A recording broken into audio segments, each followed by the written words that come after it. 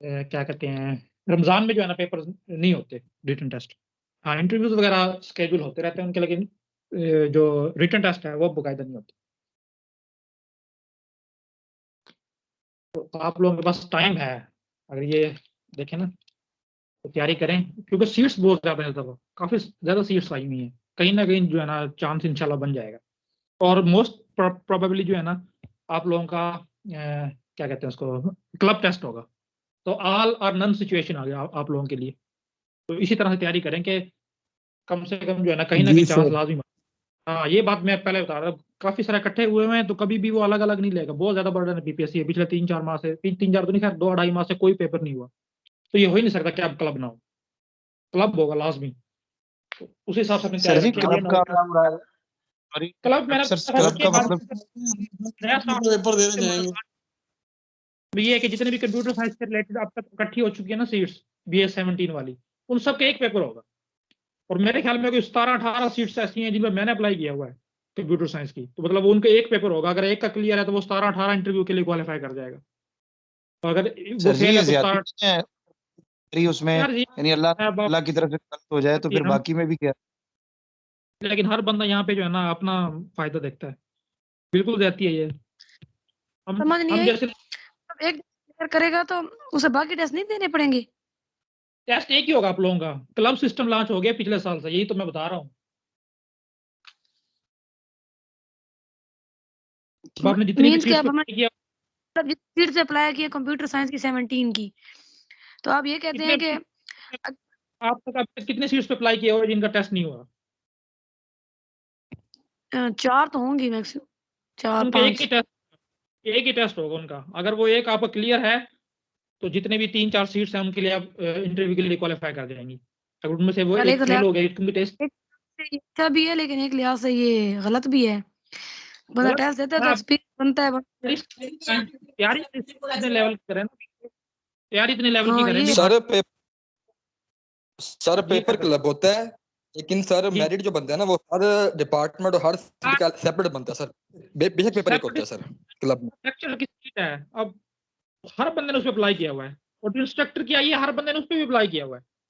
बंदे डिफरेंट हो फिर तो जी बात है, हमें पता है कि बंदे हैं जिन्होंने अप्लाई करना है और इन्होंने आगे आना है। आप देख लीजिएगा, बहुत ज्यादा जो है ना रेपिटेशन होगी जो सिलेक्शन होगी रिटन टेस्ट के बेस पे, देख लीजिएगा। सर जी ये अगर जो फॉर क्लब वाली जिसकी सूरत सीट है ज्यादा है, किसी एक टेस्ट जी पहले सर कंपनी इसी हो तरह जाएगी होगा। नहीं होता। अच्छा, क्योंकि एक एक सर करके ये बहुत एक एक करके compete सर जो लोग वाकई compete करने वाले होंगे ना वो इसी तरह रिपीट होंगे, क्योंकि उन लोगों का ही मुकाबला होता है दूसरों के साथ। ऐसा ही है। तो ये सर मुश्किल नहीं बात है यार, सुने। ये सिस्टम। जी सुनाएं। सर तैयारी तो उस लेवल की हो जाए, लेकिन एक क्वेश्चन ये है कि अगर एक टेस्ट अनफॉर्चुनेटली नहीं होता क्वालिफाई, मतलब फेल हो जाता है, तो क्या वो बाकियों पे फिर उसके टेस्ट होंगे या वो बाकी भी नहीं होंगे? नहीं होंगे ना, यही तो मैं बता रहा हूँ। ऐसा सर काइंडली एक थोड़ी सी कैटेगरीज का बता दें कि मेजर सब्जेक्ट्स में से कितना कितना पोर्शन आता है और कौन कौन से सब्जेक्ट्स हैं वो, कि तकरीबन इतने इतने क्वेश्चन इसमें से आ सकते हैं, ये अब काइंडली ये कोई अगर पैट बता दें। इसकी पैट डिस्ट्रीब्यूशन नहीं है, लेकिन अगर जी सर, प्रीवियस आपका एक्सपीरियंस क्या कहता है? यार ये मैं बता रहा हूँ कि प्रीवियस सिर्फ लेक्चरशिप की बात करें ना, तो लेक्चरशिप में जो आपका ऑपरेटिंग सिस्टम का सब्जेक्ट है जो हम आप भी पढ़ रहे हैं, उसमें से सबसे ज्यादा पोर्शन आता है। अगर आप 2017 का पास्ट पेपर उठा के देखें ना, तो 80 जो आपके सब्जेक्ट क्वेश्चन है उसमें से 24 जो है वो ऑपरेटिंग सिस्टम में से आए हुए हैं। अच्छा, इस तरह का और 2020 उसके पे बाद चले, 2020 पे चले, उसमें से भी 7 के 8 क्वेश्चन आए थे ऑपरेटिंग सिस्टम से। लेकिन उसमें से जो है ना आपका ऊप और डाटा स्ट्रक्चर में से पोर्शन ज्यादा था। इवन के देखें, एवियल ट्रीज हैं, आपने शायद ग्रेजुएट लेवल पे पढ़े भी ना हो, एवियल ट्रीज में से भी क्वेश्चन आए हुए थे। और ये फ्रेंड फंक्शन वगैरह ये सारा कुछ जो है ना 2020 के लेक्चरशिप के रिटर्न में आया हुआ था। लेकिन फिर भी इसमें सर जो है जी ना ऑपरेटिंग सिस्टम का पोर्शन जो है ना वो कह लो कि काफी उसकी कंटेंट वेटेज जो है ना वो ज्यादा है। जी हमजा। सर जी 17 वाला तो सर काफी पेस्ट था सर, सारा टेस्ट पता ही होगा सर आपको। यार काफी पेस्ट बेशक हो, लेकिन कहीं से तो वो उठाया गया ना। अब हम वेटेज की जी बात कर रहे हैं यार, सर ये वो ना काफी पेस्ट इमरान। देखो जो उसकी लोग सर कहते हैं कि न्यूज सर भी आप, आई थी, आपने शायद कल ही एक बच्चा जो है अखबार ना में सर मुझसे पढ़ी होगी आपने।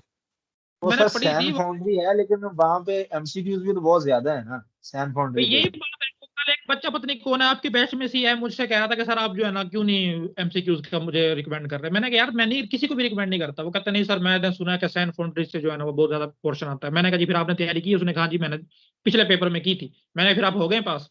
उसने कहा जी मैं नहीं हुआ। शायद वो माइंड करके इस बात को। मैंने कहा उसको यही बताया, मैंने कहा देखो यार उसमें जो कोई लाख क्वेश्चन पढ़े कंप्यूटर साइंस के, उस एक उस बनाने वाले ने हर तरह से एक टॉपिक को कवर किया हुआ है। तो यार आप लाख क्वेश्चन नहीं याद कर सकते, बेहतर ये है कि आप उस टॉपिक को समझो।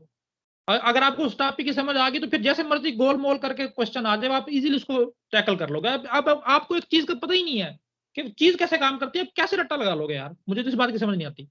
एमसीक्यू देखो वो कहते हैं सर हमें बताते हैं हम उसको रट्टा लगा लेंगे। रट्टा लगा के करोगे क्या? हल्की फुल्की से उसने स्टेटमेंट चेंज कर दी, कैसे उसको टैकल करोगे? बिल्कुल सही कह रहे हैं आप, वो हल्की सी स्टेटमेंट चेंज कर देता है बाजू का। पैट नहीं आते, हाँ तो कभी कभार आ जाते हैं पैट 2-4, बट थोड़ा सा स्लाइडली चेंज होता है। स्लाइडली चेंज उसने कर दी तो आप बैठे रहोगे। जब एक चीज का आपको सर पता ही नहीं होगा भाई, वो कभी भी एमसीक्यू मैंने जो है ना, मतलब मैं 2017 से पेपर दे रहा हूँ। मैंने कभी भी किसी भी वेबसाइट से किसी भी हेल्पिंग, मेरे पास एमसीक्यूज की कोई हेल्पिंग बुक नहीं है। और मैंने कभी भी किसी भी प्रिपरेटरी साइट से ना कभी भी कंसल्ट नहीं किया। मैंने आप लोगों को पहले दिन बताया था कि मेरा पढ़ने का तरीका यही होता है कि मैं पहले यूट्यूब पे जाके वीडियो देखता था या मैं यूडेमी पे कुछ कोर्स जो है ना परचेज किए हुए हैं।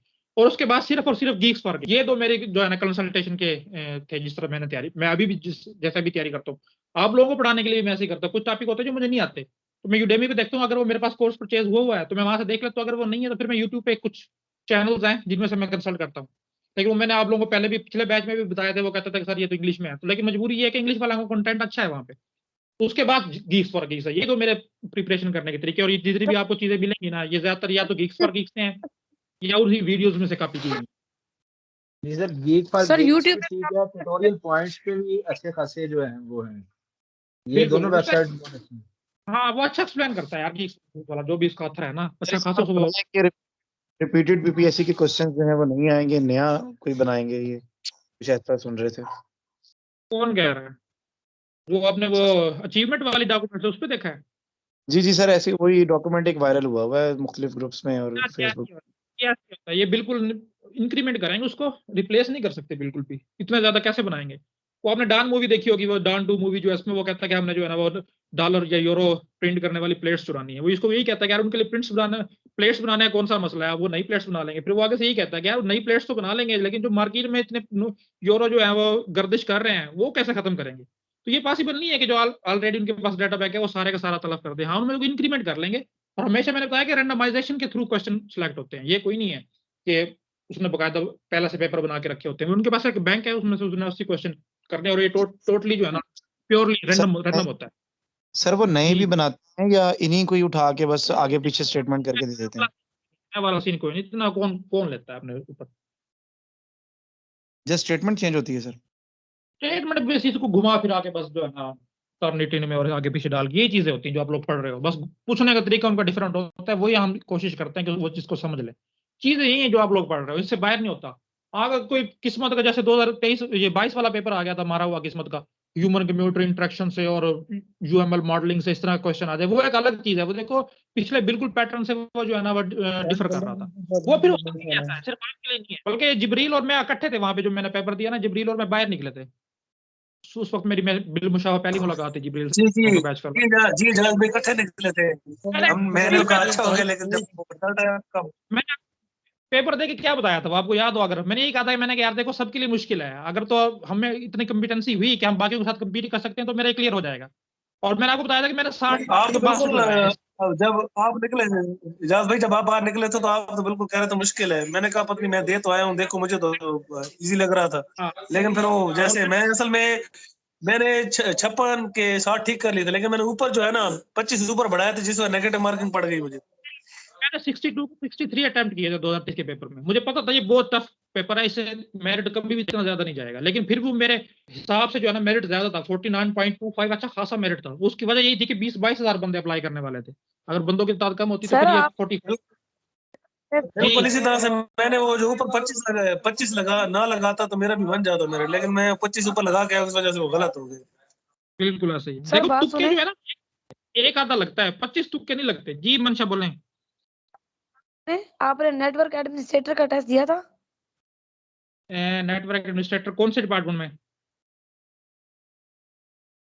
सर ये जो इरिगेशन डिपार्टमेंट जो अभी लास्ट है, नहीं, ये मेरा सेंटर मैंने रखा हुआ था सरगोदा और सेंटर बन गया था फैसलाबाद। तो फैसलाबाद मेरे लिए उन दिनों ट्रैवल करना फिजिबल नहीं था, कुछ मेरे जो है ना अच्छा घर के मसाइल ऐसे कि मैं नहीं जा वो सकता, तो वो मैंने नहीं बहुत दिया था। 40 मेरिट तो पे पास हुआ था बस। लोएस्ट मेरिट जो है वो 40 होता है। करने का इंटरव्यू के सर अंदर भी उसका लेके आ गए। मैंने दिया था हसन, आप उस वक्त रब्ता करते तो मैं कोई ना कोई जुगाड़ लगा देता आपका। जी मनशा क्या कह रही है? सर, गलती मैंने हो गई। तो वो ना, अच्छा मैंने ना सीट के अकॉर्डिंग ये सोचा कि नेटवर्क एडमिनिस्ट्रेटर, इसमें नेटवर्क का पोर्शन ज्यादा आएगा ना, तो आप यकीन करें उसमें नेटवर्क का एक एमसीक्यूज आया था बस। तो वो तो ये वो बहुत हमारे बड़ा पास prank हो गया कोई था नहीं, मेरे साथ लेकिन तो। कोर सब्जेक्ट है ना, हमारी कोशिश है कि हम उन्हीं को कवर करेंगे।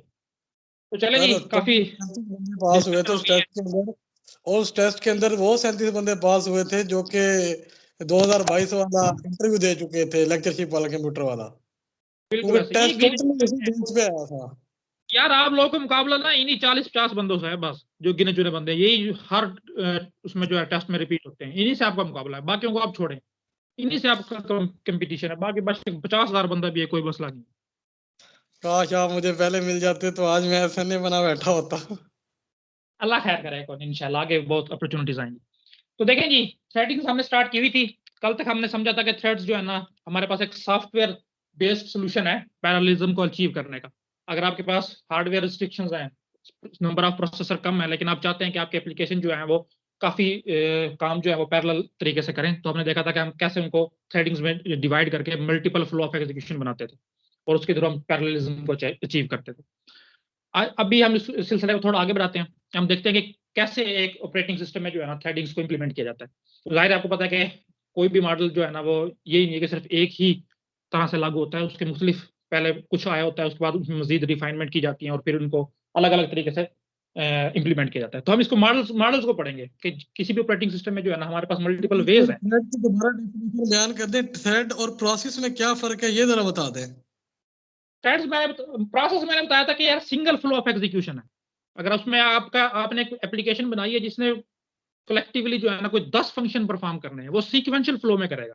पहले एक फंक्शन कॉल हुआ, लेट्स से हम इसका एग्जांपल ले लेते हैं, उसका काम खत्म हो गया, उसके बाद दूसरा, फिर वो खत्म हो गया, फिर तीसरा, चौथा, पांचवा, छठा, सातवां, इस तरह करते करते लेट्स से अगर हम अज्यूम करें थे कि एक फंक्शन को खत्म होने में 1 सेकंड लगता है, तो 10 सेकंड में जो है ना आपका एक प्रोसेस जो है ना कंप्लीट होगा, अपने एग्जीक्यूशन को कंप्लीट करेगा।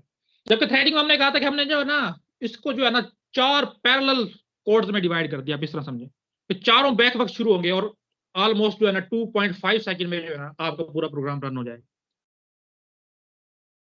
आपने एक से ज्यादा फ्लो देना है, क्योंकि आपके पास देखो नंबर ऑफ प्रोसेसर ज्यादा है, 2 हैं, 4 हैं, 8 हैं, तो आप उनको अगर आपने एक प्रोसेसर सीपीयू को दे दिया है, तो उसमें देखो अगर आपके पास इस तरह की कोई चांसेस बनता है कि उस सीपीयू को आप सॉरी उस प्रोसेस को मजीद डिवाइड कर सको और उनमें से हर एक पोर्शन को अलग अलग सीपीयू दे सको। देखो कितनी कंकरेंसी भी होगी और जल्दी आपका काम कंप्लीट हो जाएगा, बजाय इसके कि स्केड्यूलिंग में आप फंसे रहो, थोड़ा सा प्रोसेसर दो उससे ले किसी और को दो। तो यही नहीं, देखो 2.5 सेकंड आपने एक प्रोसेसर को दिया, उसने अपना सारा काम कर लिया। तो हमने थ्रेडिंग इसलिए देखा था कि जब भी आपको पैरेललिज्म अचीव करनी हो, कंकरेंसी अचीव करनी हो, कुछ काम ऐसे हैं जो प्रोसेसर आपका एक वक्त में कर सकता है, और ये भी हमने देखा था कि ये आइडेंटिफाई करना प्रोग्रामर की जिम्मेदारी है जो उस प्रोग्राम को राइट कर रहा है। तो कोई आपसे पूछते तो आपने सिर्फ ये बताना है कि फ्लो ऑफ एग्जीक्यूशन है, एक प्रोसेसर में एक से ज्यादा फ्लो ऑफ एग्जीक्यूशन आपने इंप्लीमेंट किए हैं। कल मैंने एग्जांपल दी नहीं थी वर्ड की कि हम टाइप भी कर रहे होते हैं, साथ साथ स्पेलिंग मिस्टेक चेक्स हो रही होती हैं। तो देखो एक प्रोसेसर उसमें काम एक से ज्यादा हो रहे हैं और मल्टीपल और पैरेलल हो रहे हैं, तो ये चीज थ्रेडिंग के थ्रू इंप्लीमेंट की जाती है। और दूसरी एग्जांपल हमने उसमें भी पढ़ी थी आरपीसी में, रिमोट प्रोसीजर कॉल में, कि अगर एक वक्त में एक से ज्यादा बंदा भी तो सर्विस की रिक्वेस्ट कर सकता है ना, तो आपके पास वहां पे let's say 8 octa core CPU लगा हुआ है। अच्छा हमारी ठीक है, बंद हो गई थी। चलें ठीक है। अच्छा देखिए मॉडल्स में पहले हम देखेंगे कि थ्रेड्स की टाइप्स कितनी है। थ्रेड की टाइप से हम रहा था कि कैसे थ्रेडिंग जो है इंप्लीमेंट की जाती है, एक यूजर लेवल पे की जाती है, एक कर्नल लेवल पे की जाती है। अब ये यूजर थ्रेड्स क्या है कि टोटली जो है ना जो भी इस प्रोग्राम को राइट कर रहा होता है, प्रोग्रामर जो है उसकी रिस्पॉन्सिबिलिटी है वो इसको कैसे इंप्लीमेंट करता है। अब वो एक प्रोसेस या कोई भी एप्लीकेशन लिख रहा है, वो खुद आइडेंटिफाई करेगा कि तो अच्छा इसमें ये काम जो है ना वो पैरेलल हो सकते हैं। देखो सारे काम पैरेलल नहीं हो सकते। लेट्स से कि मैंने कल एग्जांपल दी थी कि एक सम का फंक्शन है और उसके बाद जो है ना कोई दूसरा फंक्शन है, लेट्स से मल्टीप्लाई का, मैं मल कह रहा हूँ, और मैं कह रहा हूँ कि जो सम वैल्यू रिटर्न करेगा ना, उसके साथ मैंने किसी और वैल्यू को मल्टीप्लाई करना है। तो ये देखो, ये दोनों काम जो है ना वो पैरेलल नहीं हो सकते। मल्टीप्लाई उस वक्त तक काम नहीं करेगा जब तक कि सम उसको कोई वैल्यू रिटर्न नहीं करेगा। इसलिए हमें जरूरी है कि पहले हम आइडेंटिफाई करें कि एक प्रोसेसर में कौन कौन से काम पैरेलल तरीके से हो सकते हैं। और ये काम हमने कल भी पढ़ा था कि ये प्रोग्रामर की जिम्मेदारी है। इसलिए हमने देखा था कि जो थ्रेडिंग जो है ना वो प्रोग्रामर ओवरहेड है। प्रोग्रामर ने आइडेंटिफाई करने होते हैं कि कौन कौन से काम मैं पैरेलल रन कर सकता हूँ, उसके मुताबिक फिर उनको डिवाइड करता है और उसी हिसाब से फिर उसको वो रन करता है। तो जो यूजर थ्रेड्स की बात हो रही है, ये वही थ्रेड्स हैं जो प्रोग्रामर बना रहा है। किसी भी प्रोसेस में अगर यूजर थ्रेड्स मॉडल इंप्लीमेंट हुआ है तो ऑपरेटिंग सिस्टम या कर्नल उसको एक सिंगल प्रोसेस के तौर पे लेता है। उसको नहीं पता होता कि इसके अंदर कोई थ्रेडिंग जो है ना वो इंप्लीमेंट हुई हुई है। वो यही समझता है कि इसके अंदर जो है ना सिर्फ एक ही प्रोसेस है, और अगर कोई सर्विस इसने मुझसे एक्वायर करनी है ना तो ये इसके एक कॉल आएगी तो उसको मैं सिर्फ और सिर्फ अपने तरफ से एक ही थ्रेड के थ्रू जो है ना रिस्पॉन्स करूंगा। अभी हम आगे देखेंगे कर्नल में भी थ्रेड पॉसिबल है। तो दूसरा लफ्ज हम कह देते हैं कि कर्नल के लिए जो है ना ये एक पूरा प्रोसेस है, इसके अंदर जो भी थ्रेडिंग है कर्नल को नहीं पता। इसने कोई भी सर्विस करनी है ना, कर्नल इसको सिर्फ और सिर्फ अपने तरफ से एक थ्रेड देगा, क्योंकि वो समझ रहा है कि ये पूरा प्रोसेस है। इसने जब भी मुझे बात करनी है, मुझसे कोई चीज लेनी है, तो वो जाहिर है एक ही प्रोसेस है, तो एक ही मल्टीपल कभी भी नहीं आएंगी, मैक्सिमम एक ही रिक्वेस्ट आ सकती है। तो कर्नल जो है इस पूरे प्रोसेस को सिर्फ और सिर्फ अपनी एक थ्रेड एलोकेट करेगा।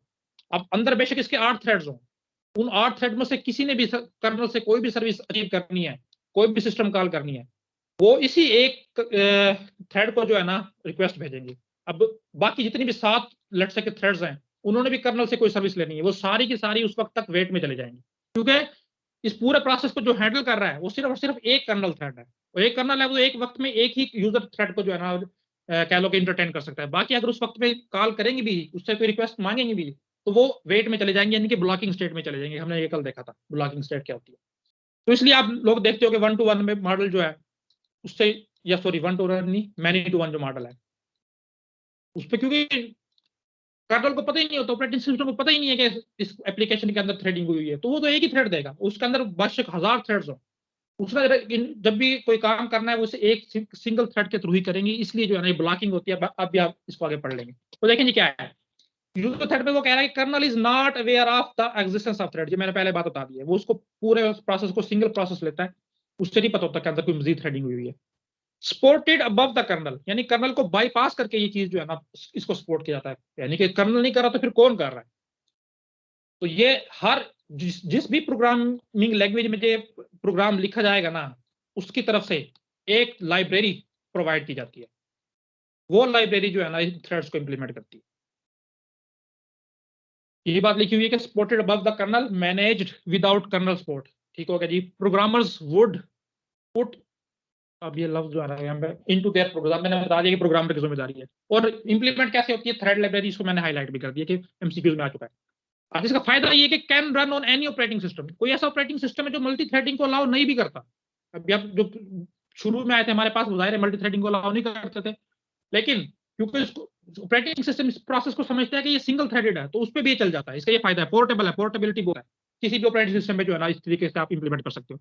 और फास्टर है। कल भी हमने देखा था कि यूजर थ्रेड्स फास्टर क्यों होती हैं, क्योंकि देखो जब भी ये क्रिएट होगी या इसको स्केड्यूल होगा, किसी एक थ्रेड से कॉन्टेक्स्ट स्विचिंग होगी, आपको बीच में कर्नल या ऑपरेटिंग सिस्टम को इन्वॉल्व करने की जरूरत नहीं है, क्योंकि वो इनको मैनेज कर ही नहीं रहा। थ्रेड लाइब्रेरी के बारे में बता दें, क्या कहा आपने इसके बारे में? ये थ्रेड लाइब्रेरी जो है, मैं कहा जी देखो, अगर जाहिर है एक प्रोसेस में फॉर एग्जांपल 8 थ्रेड्स आपने बना दिए हैं, उसको मैनेज तो करना है ना। अब हमने कह दिया कि ऑपरेटिंग सिस्टम की तरफ से कोई सपोर्ट नहीं है, तो कौन उसको मैनेज करेगा? मैनेज से मुराद ये है कि लेट्स से कि आपके पास है 4 प्रोसेसर, आप एक वक्त में 4 थ्रेड्स को चला सकते हो। आप उसको स्केड्यूल करोगे कि यार फर्स्ट ये 4 चलेंगी, उसके बाद ये 4 चलेंगी, बीच में ये हो सकता है, अगर किसी की प्रायोरिटी थ्रेड की हाई है तो वो पहले चले, ये चले, सारी चीजें हम आगे पढ़ेंगे स्केड्यूलिंग में। लेकिन कुछ कोई ना कोई तो है जो इसको सब मैनेज कर रहा है। ऑपरेटिंग सिस्टम की जिम्मेदारी तो है, लेकिन हमने कह दी कि ऑपरेटिंग सिस्टम ने जवाब दे दिया कि ये चीजें मैं नहीं करूंगा, क्योंकि मुझे पता ही नहीं थ्रेडिंग हो रही है।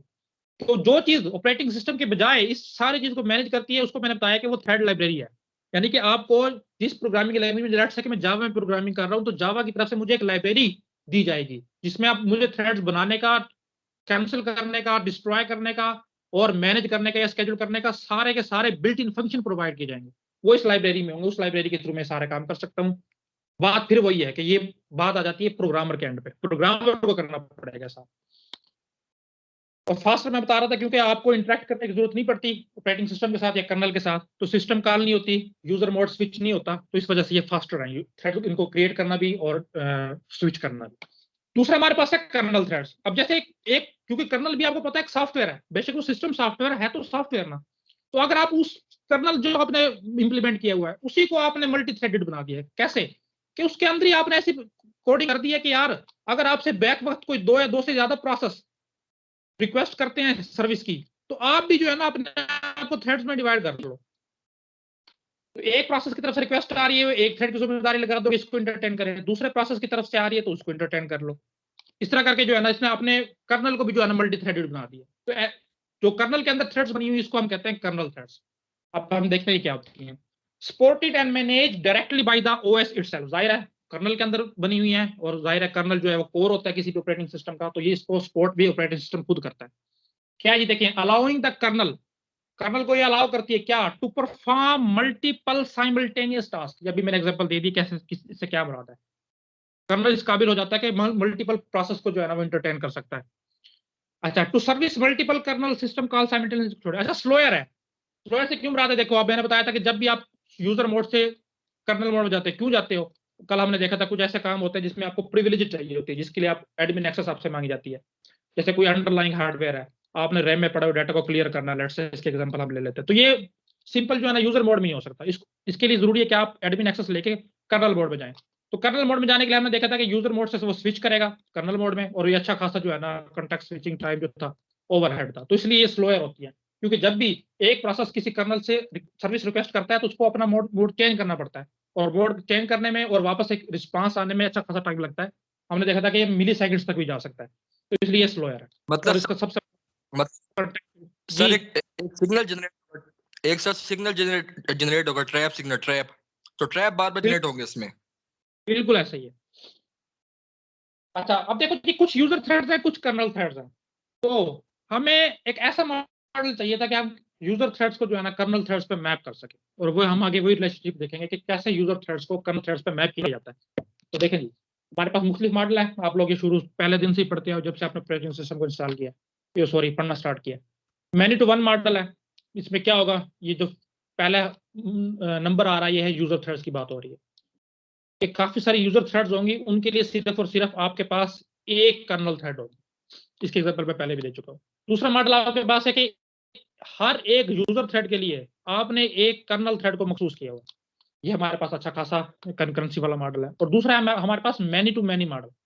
इसमें क्या है, let's say n number of user threads के लिए आपने जो है ना एन या एन माइनस एम लगा लो कि कम नंबर हो सकता है कोई भी, इतनी थ्रेड जो है ना आपने स्पेसिफिक की होंगी कि इन थ्रेड्स के लिए कर्नल थ्रेड जो है ना काम करेंगे इसका। तो अब इनको बारी बारी देखते हैं क्या है। देखिए जी, मैनी टू वन मॉडल। अब इसमें क्या है, ये जो शुरू में मैंने बताया था ये वही चीज है। कर्नल को नहीं पता होता कि मल्टी थ्रेडिंग हुई है, वो पूरे प्रोसेस को as a single threaded model ले रहा होता है, या सिंगल थ्रेडेड का लो प्रोसेस ले रहा होता है, तो बेशक उसके अंदर हुई होती है, लेकिन कर्नल को नहीं पता, इसलिए कर्नल सिर्फ और सिर्फ पूरे प्रोसेस के लिए एक ही थ्रेड जो है ना अपनी वो एलोकेट करता है। ये वही बात बता दी कि, लेकिन हम तो ये देख रहे हैं ना उसके अंदर सिस्टम के अंदर सॉरी प्रोसेस के अंदर थ्रेडिंग हुई है, तो हम ये कह रहे हैं कि काफी सारी यूजर थ्रेड्स हैं, उनको मैनेज कर रहा है एक कर्नल थ्रेड, तो इसलिए इसका नाम है मैनी टू वन मॉडल। अब होगा क्या, लेट्स से कि T1 है थ्रेड, ये T2 है, T3 है और T4 है। अब इस थ्रेड T1 ने जो है ना सिस्टम कॉल किया, यानी कि कर्नल से कोई सर्विस रिक्वेस्ट किया, तो ये जाहिर है इसके पास सिर्फ यही एक कर्नल थ्रेड है, इसी को ये कहेगी। अब देखो इसने तो कह दिया, अभी कर्नल इसको इंटरटेन करने में लग गया, इसी दौरान T2 में से, T3 में से या T4 में से किसी और को कोई कर्नल सर्विस चाहिए, वो काम नहीं कर सकती, क्योंकि कर्नल की थ्रेड ऑलरेडी बिजी है, तो ये सारे अपने आप को जो है ना वेटिंग में डाल लेंगे, जिसको हम कहते हैं ब्लॉकिंग मोड में चला जाना। तो मैनी टू वन मॉडल में ये हमारे पास डिसएडवांटेज था, क्योंकि एक ही कर्नल थ्रेड थी, तो अगर उसी दौरान किसी और थ्रेड को जो है ना कर्नल की सर्विस चाहिए तो वो इंटरटेन नहीं की जा सकती, तो इसका क्या होता था कि बाकी थ्रेड जो है ना अपने आप को ब्लॉक कर लेती है, यानी कि वेटिंग में चली जाती है। तो ये हमारे पास मैनी टू वन मॉडल है। तो जो पुराने ऑपरेटिंग सिस्टम थे जिसमें ऑपरेटिंग सिस्टम जो है थ्रेडिंग को, मल्टी थ्रेडिंग को सपोर्ट नहीं करता था, उसमें ये चीज इंप्लीमेंट हुई होती थी। दूसरा हमारे पास वन टू वन मॉडल है, अब आपको पता लग गया होगा, इसमें कर्नल को जो है ना पता होता है कि थ्रेडिंग हुई है, तो हर एक थ्रेड के लिए, यूजर थ्रेड के लिए जो है ना कर्नल ने अपनी तरफ से एक थ्रेड जो है मखसूस की होती है, तो वो इसका काम करती है। तो इसमें आपको पता होगा कि लेट से एक प्रोसेस है उसके अंदर 4 थ्रेड्स बनी हुई है, लेट से 1 2 3 4, तो कर्नल ने जो अपनी 4 थ्रेड्स जो इसको मखसूस की हुई है। अब लेट से कि T1 थ्रेड ने जो है ना कर्नल की K1 थ्रेड को जो है ना कॉल किया है, तो कर्नल की एक थ्रेड है वो इसको काम करने में लग जाएगी। इसी दौरान अगर कोई और लेट से कि T2 थ्रेड है, वो उसको कोई कर्नल सर्विस चाहिए तो कोई मसला नहीं है, कर्नल की एक और थ्रेड इसके लिए मखसूस है, उसी काम के लिए रखी हुई है कि इस थ्रेड के लिए जो जब भी कोई जरूरत पड़ेगी कर्नल की ये थ्रेड जो ऐसा काम करेगी, तो इसमें वो अलाउ करेगा, कोई ब्लॉकिंग नहीं होगी, कोई कुछ नहीं होगा। इसमें जो है ना काफी सारी मल्टीपल काम जो है ना इकट्ठे किए जा सकते हैं, कंकरेंसी इसमें ज्यादा है। तो वही देखो, maps each user thread to kernel thread, हर एक यूजर थ्रेड के लिए कर्नल थ्रेड होगा। मोर कंकरेंसी, मैंने बता दिया कंकरेंसी कैसे ज्यादा है। Allow another thread to run, ये अलाउ करता है दूसरी थ्रेड को रन करने के लिए। कब? When a thread makes a blocking system call, जब एक थ्रेड ने कर्नल अपनी वाली कर्नल थ्रेड को रिक्वेस्ट कर दी किसी प्रोसेस की और खुद ब्लॉक हुई है, तो बाकी को ब्लॉक नहीं करेगी, बाकी जो है ना अपना काम कर सकती है। Allow multiple threads to run in parallel, जाहिर बात है काफी सारी थ्रेड जो है ना पैरेलल में रन हो सकती है। अच्छा, इसका ओवरहेड क्या है देखो, creating user thread requires creating the corresponding kernel thread, ये इसमें मसला है। आप अपने प्रोसेस में जो है ना एक हद से ज्यादा थ्रेड ज्यादा नहीं बना सकते। क्यों? क्योंकि हर एक यूजर थ्रेड के लिए आपको एक कर्नल थ्रेड जो है ना रिक्वायर होगी।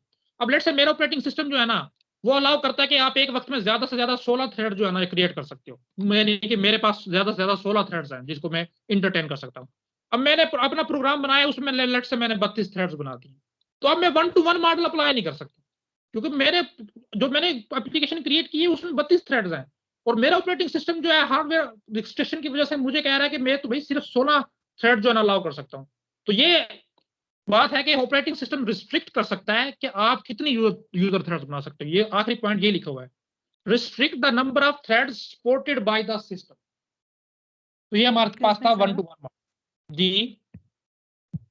सर ये जो आप स्लाइड अभी आपने शो की है ये पहले शो नहीं हो रही थी, पहले जो प्रीवियस स्लाइड है वो शो हो रही थी, तो काइंडली इसको रिपीट कर दीजिएगा। अच्छा जी, मैंने बताया कि देखें इसमें आपने जो यूजर प्रोसेस है उसको काफी सारे थ्रेड्स में डिवाइड किया हुआ है, और आपके पास जो ऑपरेटिंग सिस्टम है वो इतना कैपेबल है कि वो हर एक यूजर थ्रेड्स के लिए जो है ना अपनी एक थ्रेड जो है ना वो स्पेसिफिक कर सकता है। दूसरा पॉइंट हमने इसमें बताया था कि लेट्स से कि एक यूजर थ्रेड ने किसी एक कर्नल सर्विस की रिक्वेस्ट की है, तो एक थ्रेड जो है कर्नल की वो तो उसके काम में लग जाएगी, जबकि बाकी कर्नल ने जो इस प्रोसेस के लिए अपनी थ्रेड्स मखसूस की हुई है वो अभी भी फ्री हैं। तो उसी दौरान अगर कोई दूसरी थ्रेड कर्नल से किसी सिस्टम की कॉल करती है, रिक्वेस्ट करती है, तो कर्नल उसको अलाउ करता है। दूसरा लोग हमने देखा कि इसमें कंकरेंसी की जो शरह है वो मैनी-टू-वन मॉडल से ज्यादा है। और तीसरा पॉइंट हमने बताया था कि इसमें हमारे पास मसला ये है कि हम एक हद से ज्यादा जो है ना यूजर थ्रेड्स भी नहीं बना सकते। अब आप कहोगे सर यूजर थ्रेड क्यों नहीं बना सकते? यूजर थ्रेड तो हमारे हाथ में, हम जितनी मर्जी बनाए। तो देखो हर एक यूजर थ्रेड के लिए हमारी मजबूरी है कि हमने एक कर्नल थ्रेड भी जो है ना हमें रिक्वायर होगी, क्योंकि हमारे पास 1-to-1 मॉडल है। तो कर्नल थ्रेड जो है ना वो सिस्टम रिस्ट्रिक्टेड होती है कि जितने आपके हार्डवेयर सपोर्ट करता है वो उससे ज्यादा अलाउ नहीं कर सकता। तो इसमें ये है कि आप एक हद से ज्यादा जो है ना यूजर थ्रेड्स भी नहीं बना सकते, जबकि जो हमारे पास मैनी-टू-वन मॉडल था उसमें ऐसी रिस्ट्रिक्शन नहीं थी, उसमें आप जितनी मर्जी बना सकते हो, क्योंकि उसमें हर एक थ्रेड के लिए आपको कर्नल थ्रेड नहीं चाहिए थी, इसमें ये रिस्ट्रिक्शन है। तो आखिरी मॉडल हमारे पास है मैनी टू मैनी मॉडल। इसमें अब आपको समझ आ गई होगी, मैंने पहले ही बता दिया है कि n number of user threads को जो है ना n यानी कि सेम नंबर या n माइनस कोई भी आर्बिट्रेरी नंबर में m ले लेता हूँ, यानी कि सेम नंबर या लेस नंबर, ज्यादा नहीं होगी, सेम होगी या कम तादाद में मैपिंग हो सकती है। और बाकी चीज इसमें वही है, एक सिस्टम सॉरी एक थ्रेड ने ब्लॉकिंग सिस्टम कॉल किया है तो इंटायर प्रोसेस जो है ना वो ब्लॉक नहीं होगा, क्योंकि बाकी के लिए कर्नल थ्रेड्स अवेलेबल है।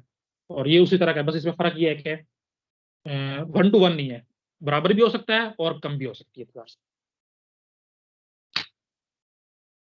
अच्छा, ये जो है ना मुझसे एक इंटरव्यू में पूछा गया था कि हाइपर, क्योंकि थ्रेडिंग से रिलेटेड लग रहा था मुझे, तो मैंने यहाँ पे इसको लगा दिया कि हाइपर थ्रेडिंग क्या होती है, या इसको साइमल्टेनियस मल्टी थ्रेडिंग भी बोलते हैं। हाँ जी, कौन बताएगा क्या चीज होती है ये?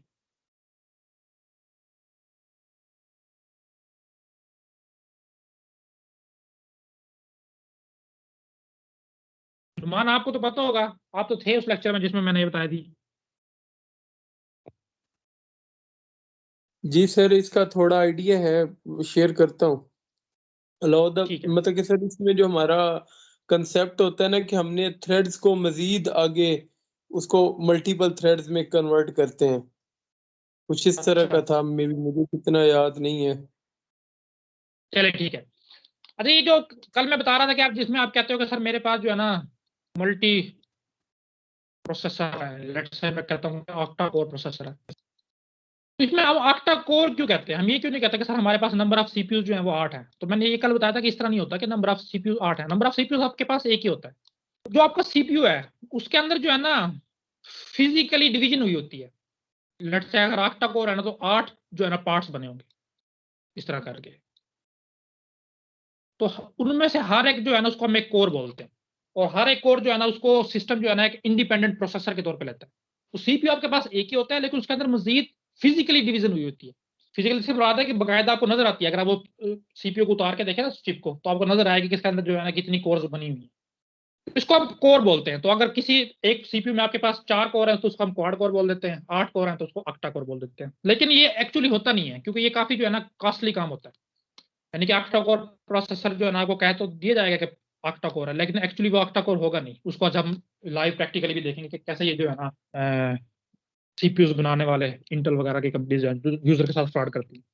अब क्या होता है कि वो सर कहने को जी सर उसमें सर मतलब ये कह सकते हैं कि एक दूसरे के डुप्लीकेट्स बने हुए या जैसे कहते हैं नहीं सर, ये क्लोनिंग सर इसमें क्लोनिंग हो वर्चुअल डिवीजन होती है सर इसमें। तो अलग है। वर्चुअली तो मैं समझाने की कोशिश कर रहा हूँ, ये फिजिकली है जो कंपनी की तरफ से की गई होती है। तो हम क्या करते हैं कि लेट्स से मेरे पास जो प्रोसेसर है ना उसमें क्वाड कोर है, 4 जो है ना वो कंपनी की तरफ से मुझे दी गई है। तो अब मैं इसमें बैक वक्त जो है ना 4 थ्रेड चला सकता हूँ। अब मेरी मजबूरी है, इसी हार्डवेयर रिस्ट्रिक्शन की मैं बात कर रहा था। इससे ज्यादा आपके पास प्रोसेसर कह लो, सीपीयू कह लो, है ही नहीं। साइमल्टेनियसली आप 4 चला सकते हो। तो एक टेक्निक आती है जिसको हाइपरथेटिंग बोलते हैं। वो क्या कहता है कि हर एक कोर को ना आप मजीद लॉजिकली डिवाइड कर लेते हैं। लेट्स से कि जो है ना आपने इसको भी 2 में कर लिया, इसको भी 2 में कर लिया, इसको भी 2 में कर लिया, इसको भी 2 में कर लिया। उसके पीछे लॉजिक क्या है? लॉजिक ये वो मान के चलता है कि यार जो सीपीयू है ना वो बहुत पावरफुल है, और जो काम इससे लिया जा रहा है ना वो इतना पावरफुल नहीं है कि जो है ना सीपीयू अपनी पूरी कह लो कि कैपेसिटी के साथ काम करे। तो सीपीयू को हल्की कैपेसिटी के साथ या थोड़ी कैपेसिटी के साथ काम करना पड़ता है। तो हम क्या करते हैं कि हम सिर्फ और सिर्फ आधा सीपीयू ना इस प्रोसेस को देंगे या इस थ्रेड को देंगे, और बाकी जो आधा बच गया है उसको फ्री रख देंगे ताकि कोई और थ्रेड जो है ना उस पर आके अपना काम कर सके। इसको हम कहते हैं कि वर्चुअली जो है ना हमने अपने प्रोसेसर को डिवाइड कर दिया। फिजिकली नहीं होती है, वर्चुअली होती है। जो पहले मैंने बताया कि वो बाकायदा फिजिकली होती है, और ये जो मजीद अंदर डिवीजन हुई है वो वर्चुअली हुई है। अब इसका फायदा क्या हुआ? देखो पहले मेरे पास 4 कोर थी, मैं एक वक्त में 4 थ्रेड्स को रन कर सकता था। अब मैंने क्या किया ना, उसको डिवाइड करके जो है ना ऑपरेटिंग सिस्टम को ऐसे शो किया कि इसकी जो है ना कोर जो है ना उसकी तादाद 8 हो गई है। और अब क्या होगा, इसमें ऑपरेटिंग सिस्टम बैक वक्त इस पे जो है ना 8 थ्रेड्स को या 8 प्रोसेसर को जो है ना स्केड्यूल कर सकता है, और वो कंकरेंटली चलेंगे। तो इस मॉडल को जो इम्प्लीमेंट किया जाता है इसको बोलते हैं एसएमटी, यानी कि साइमल्टेनियस मल्टी थ्रेडिंग, या हाइपर थ्रेडिंग बोलते हैं। अब इसको चेक किए कैसे किया जाता है मैं आपको बता देता हूँ। देखो आप जो है कमांड लाइन इंटरफेस में इंटर होंगे, शो ही है।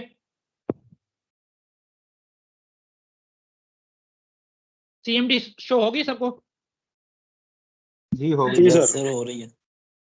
एक जो है ना यूटिलिटी है CLI, यानी कि कमांड लाइन यूटिलिटी, जिसको बोलते हैं हम विंडोज मैनेजमेंट इंस्ट्रूमेंटेशन, WMIC के नाम से। WMI यानी कि विंडोज मैनेजमेंट इंस्ट्रूमेंटेशन, और C से मुराद है कमांड लाइन। इसको आप जो है ना रन करते हो तो ये आपको उस यूटिलिटी के अंदर जो है ना ले जाता है। इसमें आप जो है ना अपने कंप्यूटर के काफी सारे फिजिकल पार्ट्स को चेक कर सकते हो। उसकी मुख्तलिफ कमांड्स हैं जो हमने यूज करनी है, मैं आपको बता देता हूँ। देखो जी, हमने देखना है कि पहले तो मेरे पास नंबर ऑफ कोर्स कितने हैं जो एक्चुअल हैं, फिजिकल हैं। तो उसकी कमांड है CPU गेट और नंबर ऑफ कोर्स के नाम से मेरे पास जो है ना कमांड। तो इसको मैं रन करने लगा। तो देखो क्या बता रहा है, कितने नंबर ऑफ कोर्स है मेरे पास? 4 बता रहा है। अच्छा, अब मैं इसमें मैंने चेक करनी है कि इसमें यार क्या हाइपर थ्रेडिंग हुई है। ये तो नहीं है कि मुझे जो है ना उन्होंने 8 कोर बता के 4 कोर वाला सीपीयू दे दिया है और मैं ऑक्टा कोर इसको समझ रहा हूं, क्योंकि मेरे सिस्टम में जो मुझे जो है ना ऑक्टा कोर शो करता है। तो इसमें मैं देखता हूँ उसकी लिए भी मेरे पास जो है ना कमांड है। एक तो यही होगी CPU get number of cores के नाम से,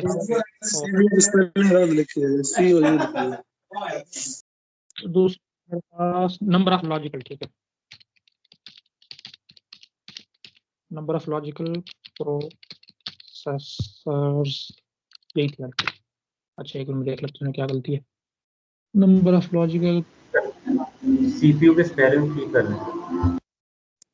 COU लिख लीजिए, अभी CPU लिख लीजिए।